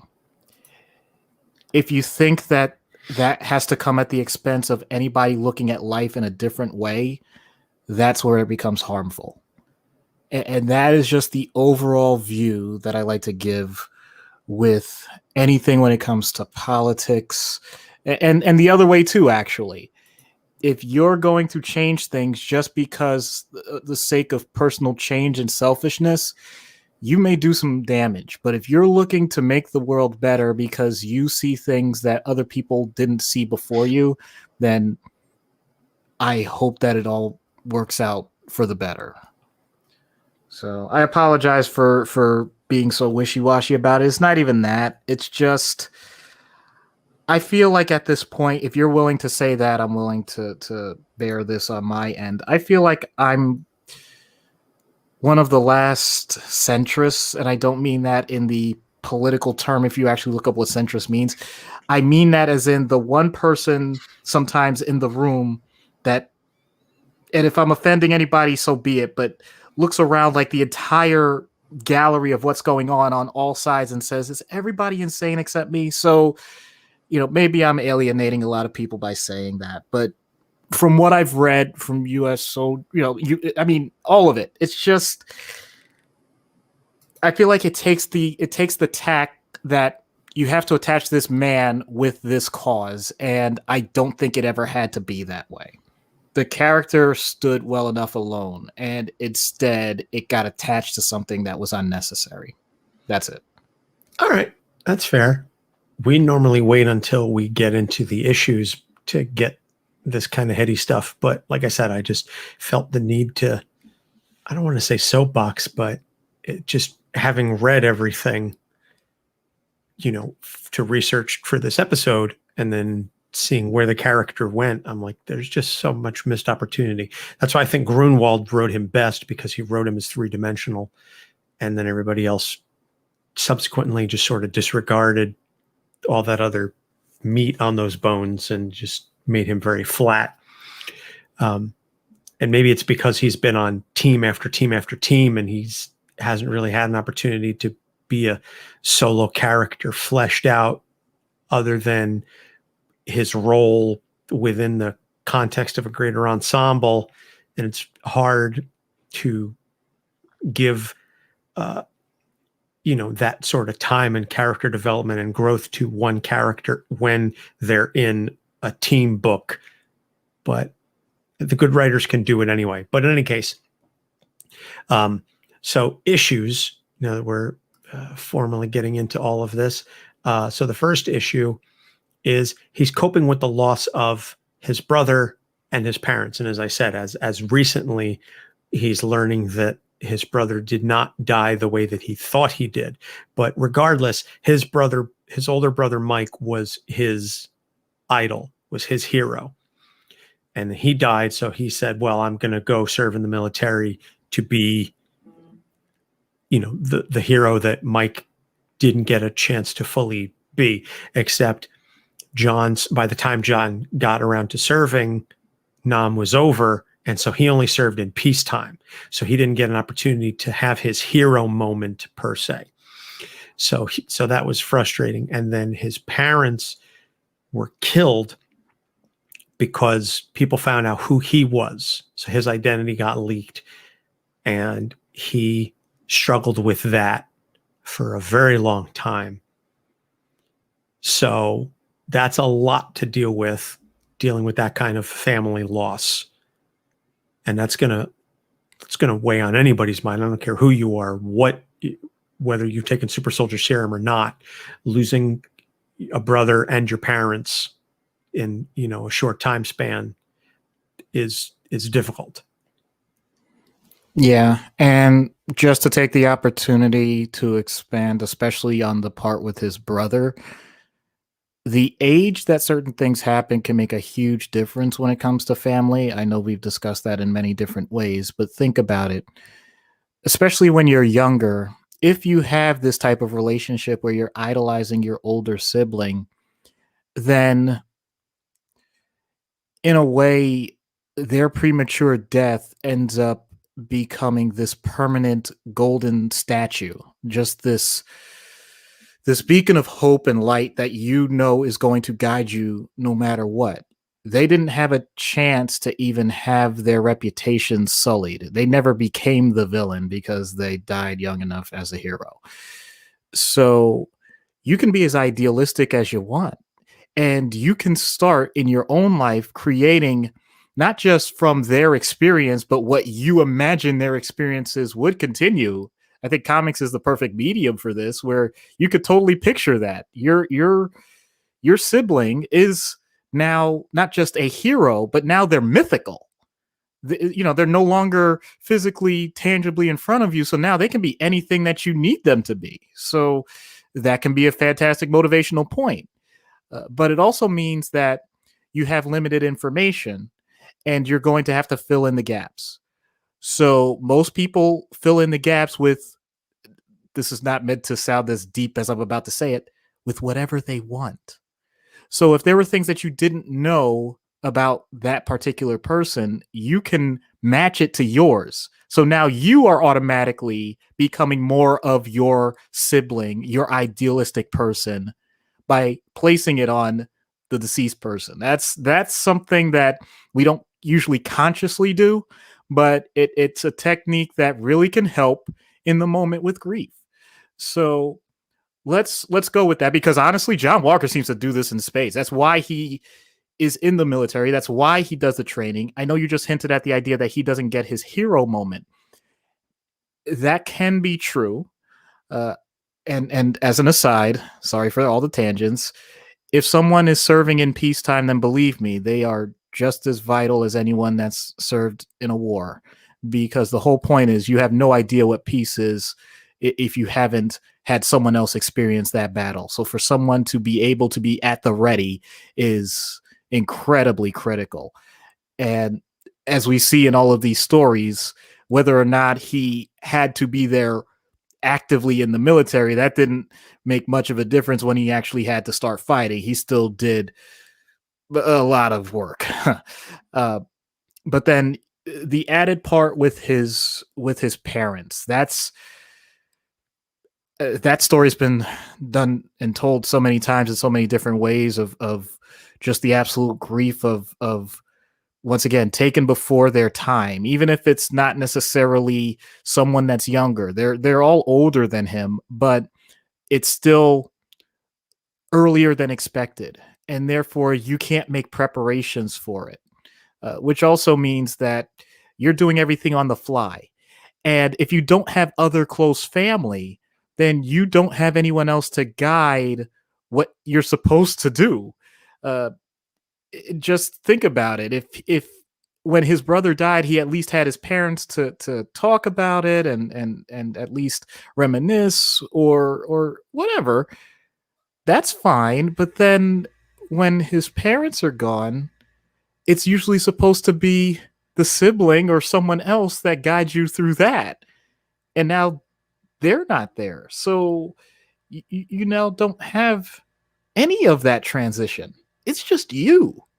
So now he's on his own, and knowing that it's once again that still frame, except instead of the golden image, like I said, with his brother, with his parents, it's basically tragic and crumbling because it wasn't meant to be that way. And somehow, once again, through our own rationalizations as humans, outside of the fact that someone else outed him, he may place extensive blame on himself. And that can lead to a severe depression. That can lead to the anxiety of what if I had done something differently? You know, all of these things. It just goes back and forth between the idea that you started out doing the right thing under negative circumstances, and then even while you're trying to do the right thing, more negative circumstances happen, and you start to lose the ground as to what you have control over. And we're definitely going to get into that a bit later on. Very, very poignant. Very well said. So let's just get right into the second issue then. And this is something that I had been alluding to a little bit in the background and some of the distinctions that happen between the early version of the character and the later version of the character. He feels like his values are out of place in the modern world, and it causes him friction on pretty much every team that he's been in. Now, the level to which this friction arises, of course, is up to the writer. But one of the things that at least initially pits him against Steve Rogers is he feels that Steve is too old and out of touch and shouldn't be serving as Captain America, not just physically old and out of touch, but also just emotionally and culturally out of touch, which is strange because later on it's shown that John is very much the conservative, he's not interested in partying. There's one scene during the US Agent 93 solo series where he's returns to the West Coast Avengers mansion and the rest of the team is partying, and he's like, I don't want to have anything to do with this, and you all are going to be, have problems if we go on alert. I don't want to party with you guys. I think somebody leaves like a blow up doll in his bed as a joke, because he's not out cavorting with Hercules and Simon Williams. And it's just, like I said, there's this subtlety there because that was also Steve, was very much the guy who wasn't really interested in partying, kind of didn't really know how to interact with the younger folk, even though John is still of, a peer to these people. He's got those old school ideas. He just handles them in a different way, which again makes him very, very close to Steve early on. Later, it's more of this jingoistic, sort of racist mentality that he has, picking on non-white members of the team. And I just go, this is not cool. This is not okay, because again, old school John Walker wasn't racist. He was just a stick in the mud. And it bothers me to see what they did with the character. But regardless of that, as I said, he feels like his values are out of place, and this causes problems. Okay, so I'm going to take a little bit of a turn here. I don't disagree with you when you describe the change of the character as it's written over the years. But I don't think that has to be as off-putting as you're making it sound, in the sense that, first of all, people do adapt over their lifetimes and they do have changes. But second of all, is that really that much different of a progression, regardless of which direction it goes, with just about anyone? Have you ever heard the phrase "okay, boomer"? There's a reason why that became popular. It's the idea that you are now just so far removed from what people would be considered the most important, popular, trending thing, that you need to be somehow chastised. And is that fair? Of course it's not. But that generation also was the generation that really started to give rise to the idea that you could do things for yourself, and that you could take individual stances, and you could monetize things in a way that we never thought we could, and create lives for yourselves that are almost independent of everything else in society and all the other things that we didn't think were possible until the 1960s and 1970s. So the idea that someone like John Walker recognized at an early age, when given the opportunity, that this older man is now starting to lose a step, and therefore, not just physically, but also just socially, not going to be able to compete with those around him. And actually, I did read that one, and that was pretty poignant, where they're battling it out, and Steve is pretty much using all of his savvy to get through the fight, and meanwhile John is clearly just has more energy, he has a bit of a strength advantage, and it's a stalemate. And the only difference is that he takes a throwing star, he nails Steve with it. It doesn't damage him, but his point is, you had nothing left and I just nailed you, and he just leaves it at that. And Steve is like, it's a draw. And John's point was, you can call it a draw if you want. My point is, I still had more in the tank, and I still had more at my disposal. So in a way, he was trying to point out it was a changing of the guard, which is very common in our society, be it in families, be it in any other circumstance. That's going to happen. Let's make this clear. I'm not saying that one way is right over the other. It's going to happen. What a person does to process the fact that it happens, that's where emotionally it can have lasting effects. So for someone like John, that was a feather in his cap. So he's getting more confident. But as you said, things changed over time. And maybe the idea that he had that confidence and yet still had so much adversity and so many negative interactions with other people, and as the world around him was changing and he wanted to rely and rest on his old laurels, maybe that can lead to the added friction, because it becomes a situation of, you better damn well respect who I am and what I've done. And that's something that we commonly like to make sure we appreciate. But Which was in the show at one point, not to tie it too much to the series, but at one point, while they are fighting, or they're,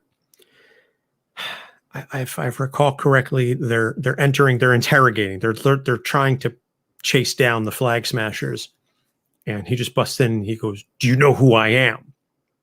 Because the suit and the symbolism is supposed to carry some weight, and he's full of himself, so to speak, because he thinks now all of a sudden, because he's Captain America, well, you should listen to me and you need to, do what I do as I say. And the folks are like, yeah, I don't care. That means nothing to me. yeah. And spoiler alert, all of us, I repeat, all of us, provided you live a long enough life, are going to be on both sides of this.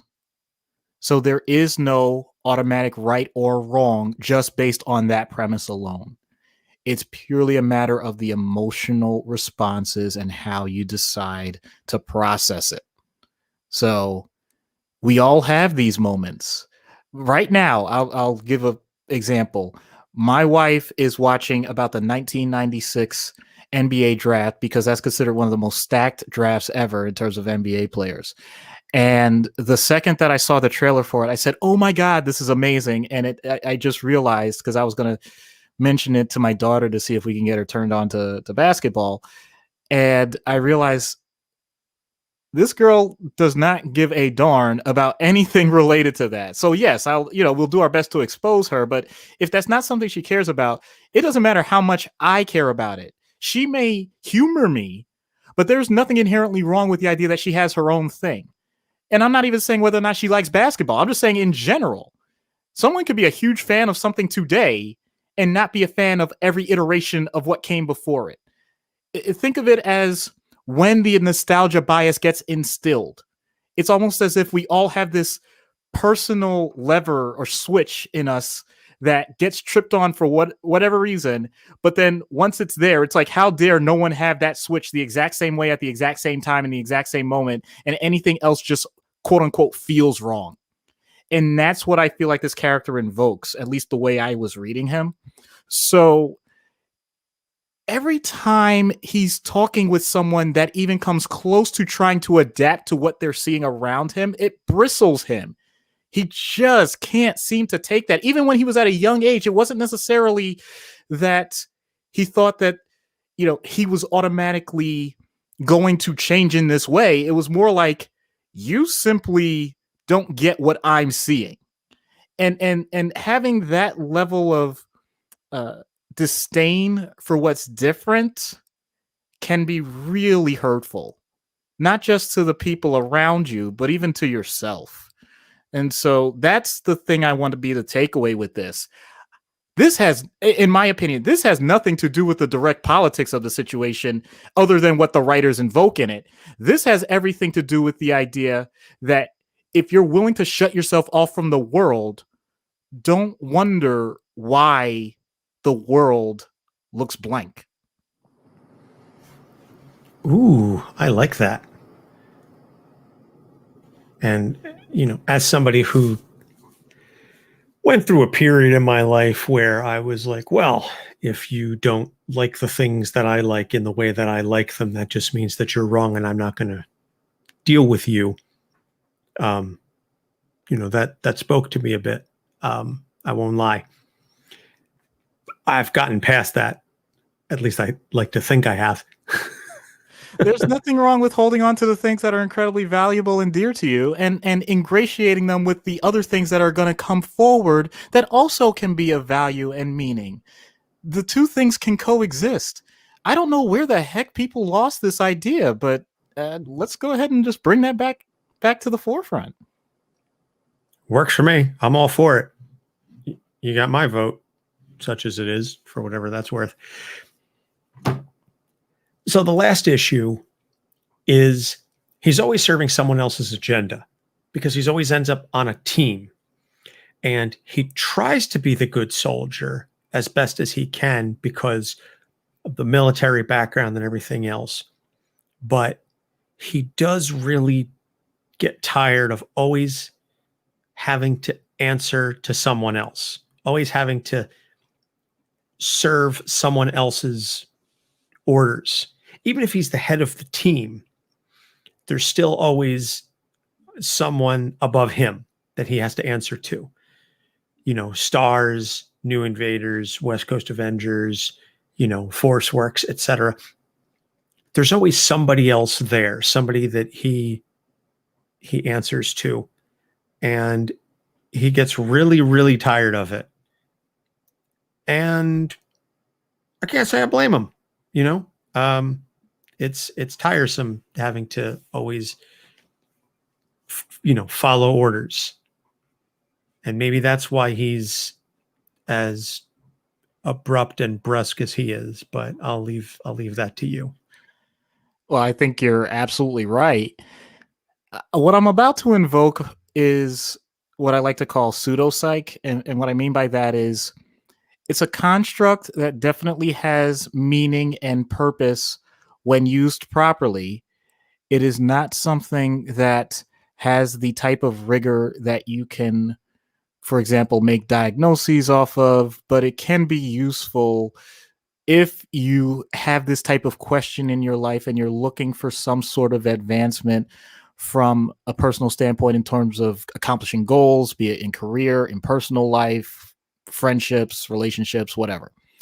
So what I'm about to reference is not my idea. It's by Gretchen Rubin, who is a former attorney who also decided that she was going to study deeply in terms of the social sciences. She's written a couple of books, and one of them is exactly about this, called The Four Tendencies. So please stick with me. I have to explain this, otherwise it's not going to make much sense. So you have internal obligations and you have external obligations. The internal ones are, quote, what's your why? Like, what's the reason you're doing something for yourself? External obligations are the things we always think of, your boss or your spouse or someone else, and what they expect of you. So you basically have two choices. Either you're going ahead and saying, yes, I am doing this, in which case you're meeting the obligation, or you're saying, no, I'm not doing this, in which case you're resisting it. So just a little quick math there. You can see that you're going to end up in 4 possible yes-no situations. And so the whole point is, someone like John Walker is trying to do everything. He's trying to make sure that he's true to himself, but he also doesn't want to disappoint his superiors. He doesn't want to fail at anything that anybody gives him. And so if those things are both important, then you can imagine the type of energy and the type of planning that you're going to have to exert to make sure that everything gets done. So in that sense, it can be pretty darn draining, and nobody fits perfectly in these boxes. So clearly, even in the way he's written, there are times where he really starts to get tired of it. And that's when things go off the rails. And when he has his own true sense, then he'll just do whatever it is that he knows he wants to do, regardless of what anybody says about it. In which case, this guy that seems initially as a team player, it's like, why is he now starting to dissent? Well, it's not that he's dissenting, it's that he's used up that part of his tank. Meanwhile, when you have significant traumatic events, as we already discussed, what has happened with him, then his own goals of what he wants for himself can get lost, in which case now you're like, well, the only thing that's keeping him going is his honor, is just the idea that he has to be that good soldier, and therefore that'll at least get him through until he starts to figure the other stuff out. Although on the outside, it seems much more like the opposite, because like, what are we doing with this loose cannon that's probably going to wreck things even worse than we thought? So anytime you have a situation where your centers of control, your loci of control are almost all external, then even if you want to accomplish them, they're going to drain you a lot quicker. So the whole point is, you have to hold on as much as you can to your own internal locus, as much as you can, so that you can refill the tank. Now, conversely, if you predominantly focus on just your own internal motivations, you don't have a measuring stick that other people are going to understand. And unfortunately, that may mean that you start wandering. You really start to get lost in your own world.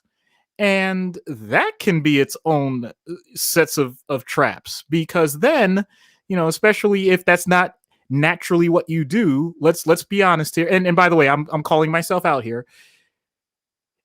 If someone says that you're supposed to do something for work or a chore at home, and it doesn't seem like a high priority, and magically it doesn't get done, that's not good for anybody.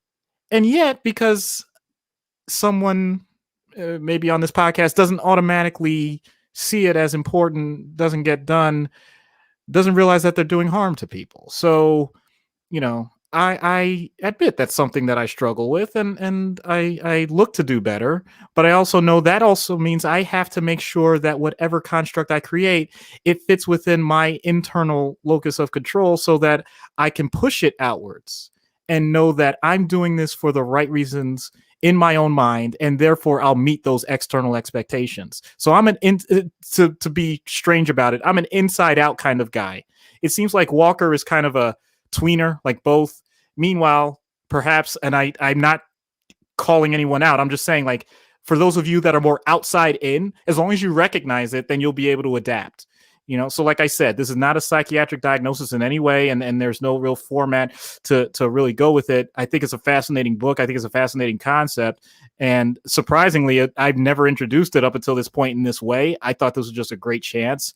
And she has a happiness podcast, which I've advertised before, in the sense that I think it's something that's amazing, because I do think that the goal of it is to help people lead better lives. So shout out to Gretchen Rubin on that. And John Walker, you got to let someone up on something.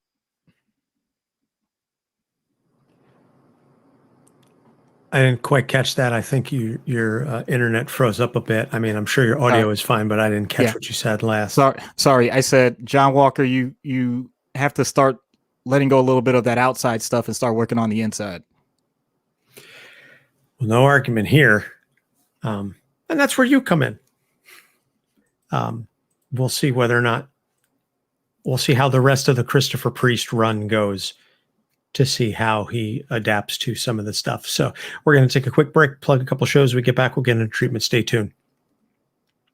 All right. And we're going to be back in 3, 2, and we're back. Treatment in universe for John Walker. Oh dear.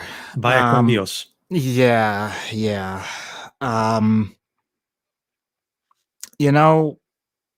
This one is a little tough, because with the circumstance that he's in and the agencies that he's had to deal with, this may sound paranoid on my part. I don't know if I could ever get to a point where I would be comfortable with the confidentiality necessary to make as much progress as I want. So I'm really thinking I have to somehow invoke, and I know I've used this before, I don't know if it has to be another realm or something. I got to get him. I hate to say it. I got to get him out of America. I have to get him, somewhere that's more neutral territory, because I don't want, both for him, I don't want him to use that as the crutch of he's doing what he has to do because, America, F yeah, and just kind of blast away anything that I'm throwing at him. But I also don't want the idea of feeling like there are other higher ups that are going to want to know my report on him.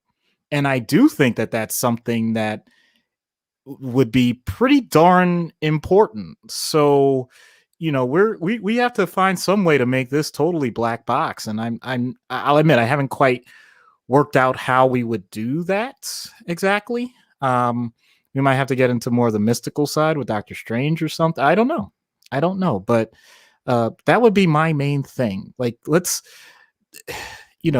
take the America out of the former Captain America, and let's work from there, because otherwise I feel like it just gets so darn enmeshed that anything that I say outside of that realm is going to come across as an attack, and I don't want it that way.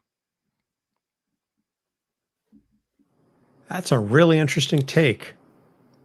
You have to get him out of sight almost, so it's just the two of you. Now, whether that could, in theory, happen, in universe, I don't know. Because he's always going to have somebody watching him for one reason or another. So the idea that you'd be able to just, abscond with him to get him therapy, I don't know. I don't know how successful that would be. So out of universe, then, I would argue, is just maybe a retired soldier, maybe a military contractor at this point, somebody who's looking for their place in the world. Yeah, you're speaking my language on that. And is dealing with, all of the horrors that they've seen, something that they're, that they don't want to open up about, and it's impacting how they interact with the people around them, maybe the rest of their team, their coworkers, their family.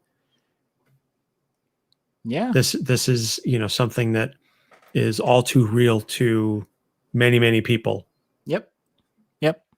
public service announcement. The VA health system, regardless of what you think about the government as a whole, does have an incredible amount of resources when it comes to former military and military families with regards to both mental and physical health. And I strongly advocate, if you are eligible as a member of the armed forces, then please take advantage of it. You have earned those earned those benefits, and please use them. And also, if you are eligible for other benefits, including possible disability, I always encourage people to at least go through the process, because the more you know, the better off you'll be able to handle what comes next in your life. If you're making a transition from the military to the civilian world, or if you're already in the civilian world and simply needed to take some space. So that unsolicited VA commercial is done. Bureaucracy aside, in some of its areas, it does exist. To get back to his individual treatment, this is a situation where you have to find out where the person is in that transition. Are they looking to still go full steam ahead? There's nothing wrong with someone that needs to take a break after doing such hard work. Let's say they did their full 20, so now they have their pension and everything. If you're in the mindset that you need that break, then by all means take it. If you feel like you're ready to fully retire because of the physical toll that is taken, not to mention the mental stress of whatever you've done or seen, that's okay too. The full range of responses is acceptable as long as it's not doing harm to you or others.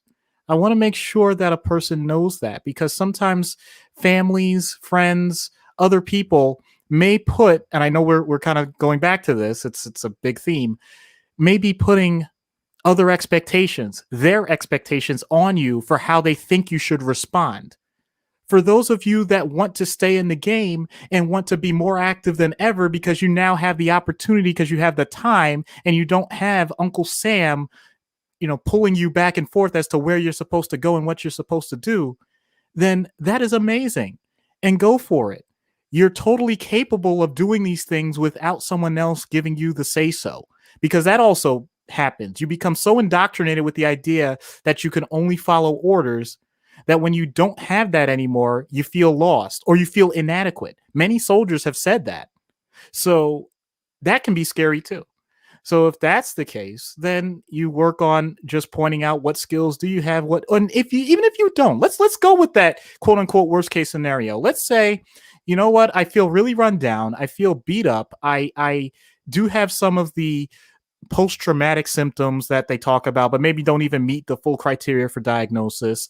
I don't know what I want to do with this next phase of my life, but my kids are nagging me, and my wife says I spend too much time in the house, but I don't feel like I can do a full-time job. But I was an enlisted man, and although I did my time, I was just barely scraping by.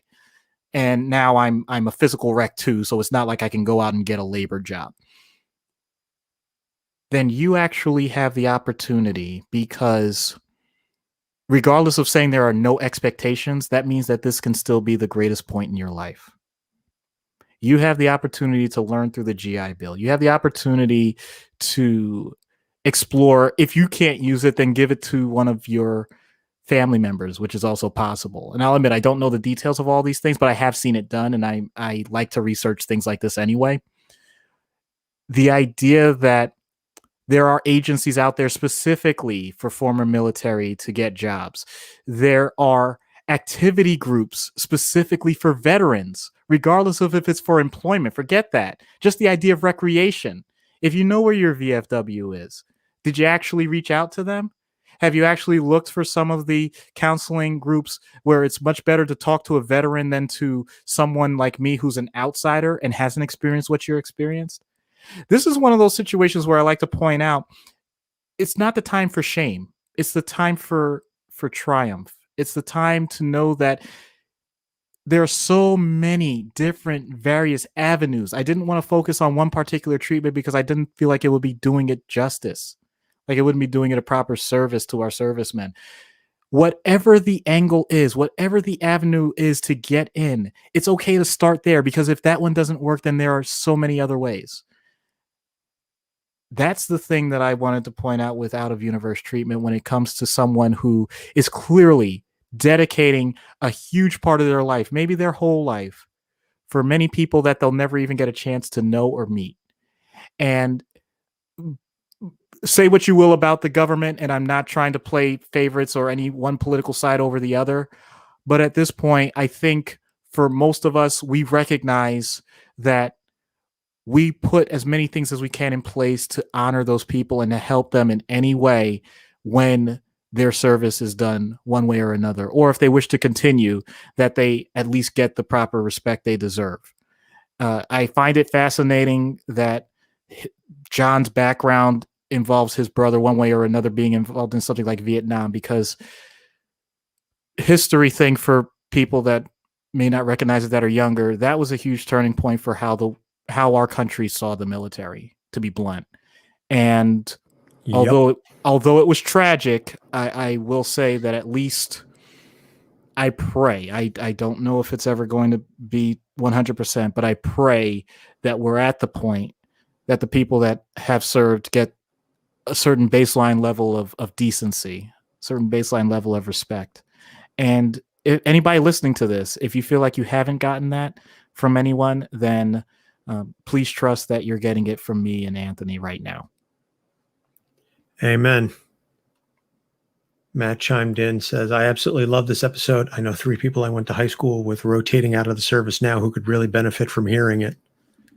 And thank you, Matt, for making me think that I'm not pissing in the wind, because I do wonder about that sometimes when I go off on those tangents, if I'm just shouting at a wall. But I thank you. That's all I have to say. Thank you.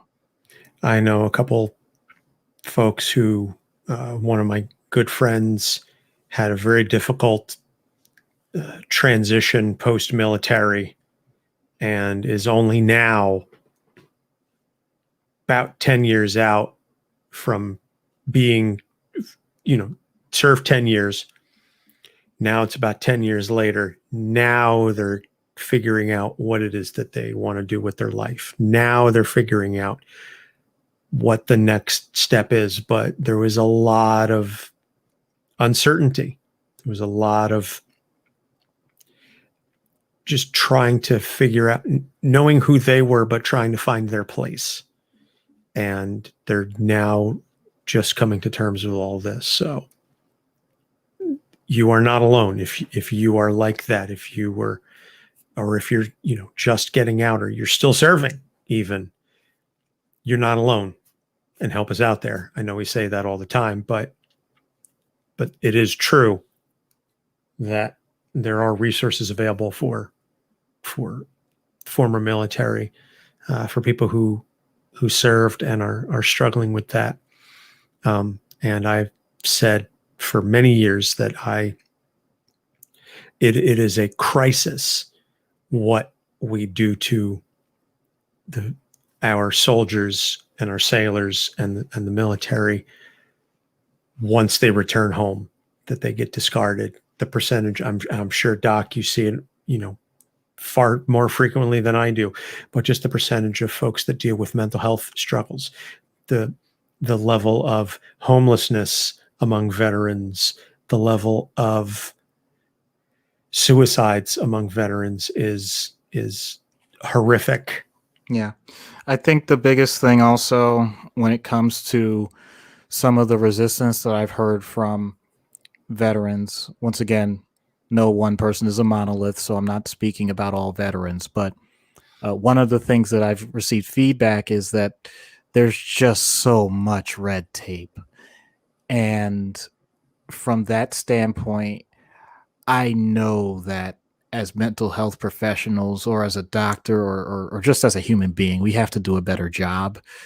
I recognize that if it's just a matter of someone just guiding through, that may be the most important thing. In other words, it may not be the therapist, the psychiatrist, or anyone like that. It could be the administrative assistant that actually picks up the phone and says, you know what, I'm going to walk you through this line by line, step by step for this form. They could be the biggest benefit and hero to someone that is just looking for that next step. And if we funded the VA even 100th of what we fund DOD, we'd be better off. But, and we focus on the soldiers as long as they're fighting. As soon as they're done, they've served their purpose.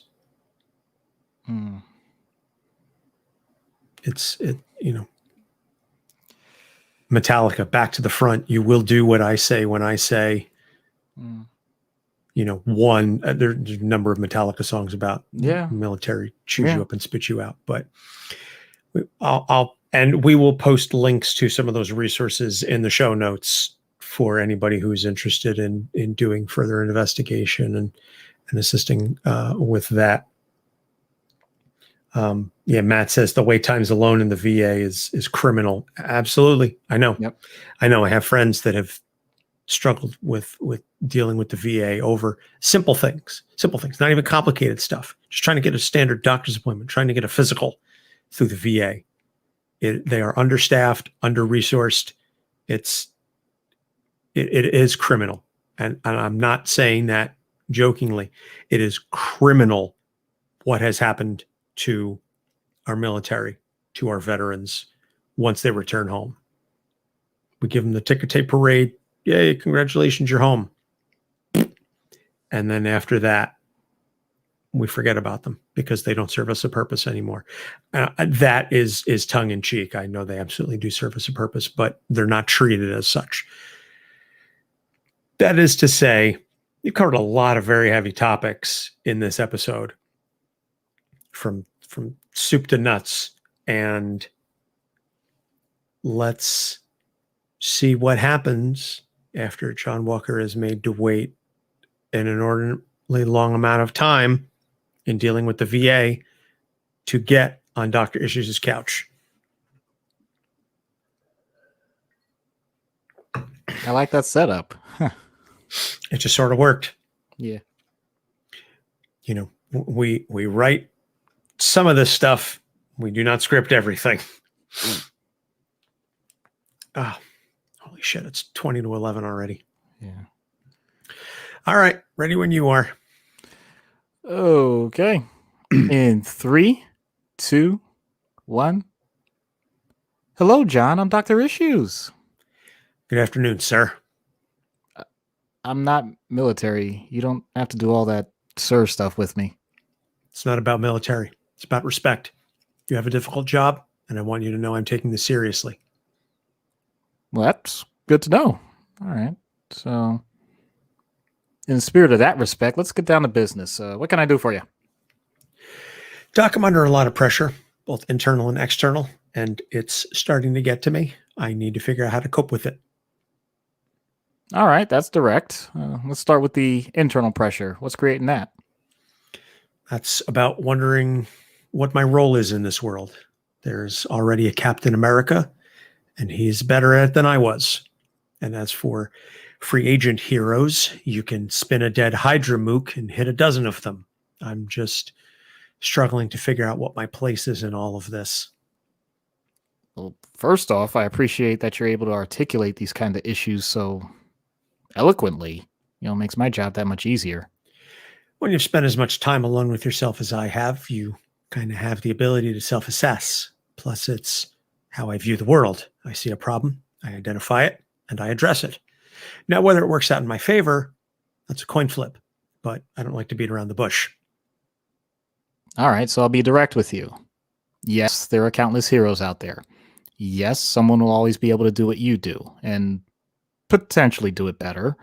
But that doesn't negate your impact. That doesn't mean that you still can't do what you do, because even if someone can do everything that you do theoretically faster or stronger or whatever, they're still not you.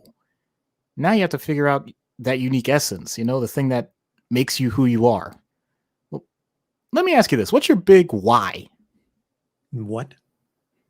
wh- what's the reason behind your helping? What drives you to put your suit on every day? Love of God and country. At least that's what it was when it started. That and wanting to be the hero my brother would have wanted me to be. I wish you were here to help give me some advice sometimes. Oh, I assume he passed. Then I'm sorry for your loss. He died in Nam, fighting the good fight. Now, most people don't agree with whether or not we should have been there, but we never back down from a fight. That's not America. That's not who we are. Okay, I respect that. Let's get back to your reason. Do you think your brother? Mike, Do you think Mike would approve of what you're doing? beating up the enemy? Sure. Wanting to protect our country? Hell yeah. Getting mixed up in random conflicts that have nothing to do with either of those points? Not so much. Nobody should put up with bureaucratic bullshit when lives are at stake. You sound like you don't have much control over that last part. They don't call them contemplative decision orders. Once in a while, I do some stuff that I'm not at liberty to disclose, but that's only because I get put in those situations that somebody screwed up. Somebody? Once in a while, it's me. I see. And how does that make you feel? I don't like it, but I also know I'm never going to make the perfect decision all the time. I do the best I can with what I've got. Now, having said that, there have been some monumental mistakes that do eat at me, and those are the ones I try not to repeat or try not to get myself in another situation where I could repeat them. How bad? Like so bad that you can't sleep at night, or so bad that the thought of it happening again means you'll never sleep again? Yes. Well, damn. Come on, doctor. I'm sure you've heard so many stories over the years. I'm not exaggerating when I say that the stuff that I've been through, you could not survive. I wouldn't begin to compare my life with yours or other patients' stories with your stories. Not for nothing, doc, but my entire career, my entire life has been spent in comparison to one person or another. Mike, Steve Rogers, Clint Barton. I'm always following someone or other, and always asking and being asked what it's like to step into their shoes. So, frankly, comparisons ain't anything new to me. Then you might be familiar with the phrase, comparison is the thief of joy. Through no control of your own, people have sucked the life out of a new experience. It should be an honor to do what you do. Now it sounds like it's a burden. It's not always a burden. Like I said, I was born to do this. I just wish it wasn't always so draining. I guess that comes with the external and the internal pressure. Okay, then. What kind of external pressure do you face? There's always some bureaucrat giving me orders, somebody who wants the good soldier on their team. And I get it. I'm tough, and they want the symbolism of the one-time Captain America on their side. But it gets real tiresome after a while. Plus, half the time, there's some other bureaucrat on the other side who we're fucking fighting against, and this is the kind of shit that gets people really riled up about the government. Well, your motivation doesn't have to match theirs as long as you know why you're doing what you're doing. There's plenty of models that I could use to explain this, but all right, look, I'm going to cut this really short. You're an obliger. I don't understand that at all. Nobody has come close to saying that to me. Is that a good thing or what? It's not really a good thing or a bad thing. It's an sorry. It's not really a good thing or a bad thing. It's an observation that you're trying to meet everyone else's expectations, including your own. But it's not all black and white. I get that. Sorry. I get the sense that if things go sideways. Yeah, I get to that point when no amount of authority is going to stand in my way. I call it my personal fuck it mode. So, as always, this is a matter of balance. And here we go with this woo-woo nonsense. I know therapy helps. I know I need to take time for myself. I know I should pick my spots. You don't have to talk to me like I'm in fifth grade about this stuff. I meant no offense. You'd be surprised at how many people don't recognize this as much as you do. But I don't mean like that quote unquote perfect 50-50 split. It's going to change. But let me ask you, between what you want and what others want, what's the ratio right now? 2080. Too much? What do you think? Okay, so when's your next 80-20 split? I don't think that's ever happened. Then by definition, that's a screwed up seesaw. Got some tools to fix that. I could quit one of my teams, but unless you want to pay my rent, I don't see that happening. I deal with this a lot. Sorry. I deal with this a lot. Stop the all or nothing responses. I get you're old school, so go by like the old school philosophers. Like take a sabbatical for once. Temporary leave. No, sorry, I don't know what the hell I'm asking. I'm just gonna start this one all over. I apologize. Okay, stop the all or nothing responses. You're old school. Take a sabbatical for once. Temporary leave. There's no weakness in that. I don't know if I can do that. You don't know if you can or if you will. Answer's the same. But the reasoning's not even close. I mean, until you recognize the difference, then you're just going to be the great American whipping boy. Doctors are supposed to support their patients. They don't dole out insults, especially to those that keep their ass alive more times than they realize. If I do decide to take some time off, it's not going to be sitting on some beach sipping pina coladas all day. Hell, it might even be spent finding a better psychiatrist that doesn't kick a man when he's doing his best. I wasn't trying to get you upset. Look, if your disdain for me leads to your motivation to have a better life than you first imagined, then you know what? I'll be there. I'll be the antagonist in your personal goals. Whatever. I'm out of here. Have fun pissing in your next patient's cereal. Okay, for some reason that actually hit me harder than I thought it would. Like that ending, I mean. No patient has said, pissing in patient's cereal, but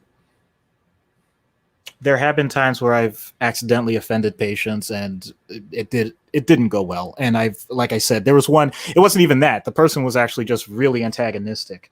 But I did use that line and I don't know if they appreciate it or not, but that really is how I feel about things. Like, even if I leave a situation with someone in a negative format, I hope that the interaction, similar to Bishop with when he was dealing with Cable, when they were, dealing with Hope, when he was stranded, he said, whatever happens with her, I had a role in it. And I hope that, no pun intended, like I help shape her and maybe that's for the better.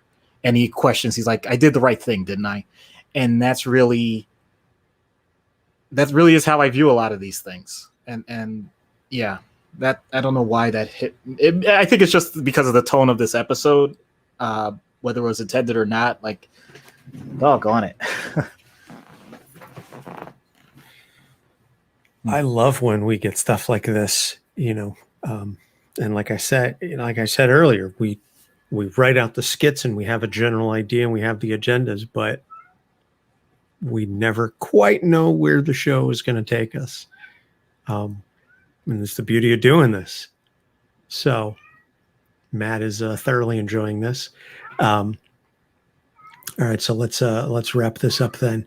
Back in 3, 2.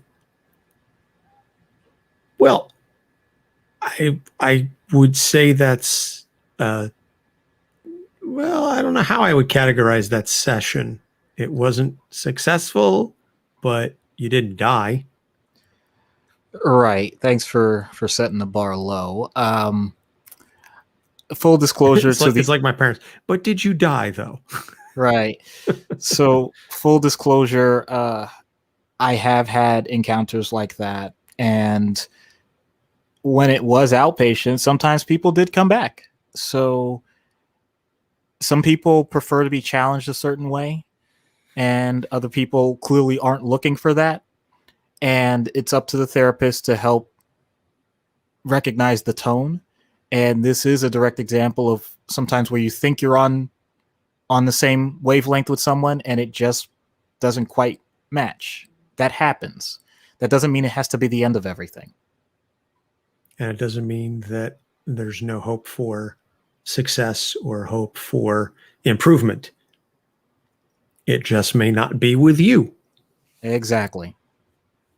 And that's something that we've discussed, I think, in our Discord or in our Facebook group, the idea that if you meet with a therapist, if you do take that leap and you do decide to seek assistance, for your mental health, if you don't vibe with your therapist, even if you have one or two or even handful of sessions and you're not really connecting, that doesn't mean it's hopeless. It does not mean it's over. It just means that that therapist is not the right fit for you. It's not easy, and it's going to feel crummy. But I would encourage anybody who has struggled with that to continue looking, to find another therapist. I can only imagine how hard it was to take that first step and to feel it. It can feel like a personal rejection. It is not a personal rejection. It's just simply not the right fit. There is a therapist out there. There is someone out there to assist you personally with whatever it is that you've got going on. You just didn't hit it off right off the bat, and that's okay. It doesn't mean that you're a failure. It also doesn't mean that they're a bad therapist or bad at their job. So I just want to sort of put that out there as a little additional caveat. I figure we've been fairly heady this entire episode. The ending should be no different. So that goes out to any of our listeners, anybody who hears this episode and is pondering searching for mental health, or who has perhaps had a bad experience at one point with a therapist or a psychiatrist or what have you. It's not your fault. So just keep that in mind. Recommended reading for John Walker is the 1993 miniseries written by Mark Grunwald. And I just think it does such a good job of highlighting that version of John that I spoke about earlier in the episode, and just keying in on what made him, a fascinating character before he got everything, whitewashed. So upcoming episodes, this one we picked John Walker, Isaiah Bradley, who factors also into Falcon and Winter Soldier, was selected by Ruby. And then Comic Book Death by Matt. And then Nebula, picked by Janine. And at some point in there, we are working on scheduling the fourth appearance on this show by our friend Erica Schultz. And so we're going to bring her on back. I told her at 5, she's getting like a Letterman varsity jacket. And I'm not exaggerating. I have gone online and I have looked up custom jackets. And it's probably because I do not have an artistic eye for any of these things, but these jackets are just gaudy and horrible and ugly because I'm trying to do our colors. It works for our logo. It doesn't work that great on a varsity jacket. We'll figure something out. But in any case, reminder once again, go to podchaser.com and leave us a review, and we will respond, and all the money will go towards the Meals on Wheels and their COVID-19 relief fund. So please, like I said, that also helps us just grow in general in the show and in the rankings. And You can also leave us a rating and review on Apple Podcast if you listen to us on there. And we are on Facebook, Instagram, and Twitter at Capes on the Couch. We have a Discord. I haven't mentioned this a couple times, but the link is in the show notes, or you can go to tinyurl.com/Capes Discord, capital C, capital D, and join our fan community. We've also got a nice Facebook fan group as well. And we like chatting with the fans. We like the interaction. So that's all we're gonna say. Doc? Yeah, I'm sorry that I was trying to give everything to John Walker straight. He didn't appreciate my wry sense of humor, and it didn't come out as neat as I'd hoped. So with that being said, for Doc Issues, I'm Anthony Sitko. Thanks for listening. We'll see you next week. Matt says, except for the therapist in Falcon Winter Soldier, she was terrible. I don't know. I dug the therapy session. I don't know how accurate that type of therapy would have been, but I liked it for what it was worth. So, and it only just occurred to me now, the rye and oh wow, really? You were that slow? I'm fucking tired, man. Again, oh man, I ran 8 miles today. You really didn't think I was going that far without like actual puns with the name John Walker? Really? Listen, you're lucky. I'm waiting until we're done with this episode to take the Advil PM. Gotcha. Because I need it. Gotcha. So I can sleep. I've got compression socks on because that's how bad my legs are hurting. Oh jeez. Okay. So yeah. Well, I'm actually getting back to work because I got notes to write. So goody. Yeah. So Matt, as always, thank you for hanging out with us. Yep, Appreciate thank you so much. The input and the feedback. Tell your friends about the show. Especially your friends that are in the military and could stand to hear it. Yeah. Say like, hey, listen. Yeah. In hindsight, I'm really glad we did it the way we did because I didn't want this to sound all neat and perfect. And shout out to Chad and Dave, like perfect package. But like, yeah, it can be messy. And yeah, that's true. I have that type of humor if I feel comfortable with a patient. And it seemed like with the way that skit was being writ, but I realized, no, he's too uptight for that. That's no way that would work. So yeah, I like to look at these sometimes from the Home Improvement, the TV show, like Tim Taylor, basically, like sometimes just kind of going off the rails, but trying to do its best. I like going that route. More power. All right, get the stuff up and. Yep. We will. I'll talk to you this week about scheduling Erica because I have to respond to her and figure out when we're going to be able to fit her in because I want to get it, for the Kickstarter while it's live. Yeah. So, and that goes live in early May. So, yep. Good night, Matt. Good night, everybody. Yep. Good night. And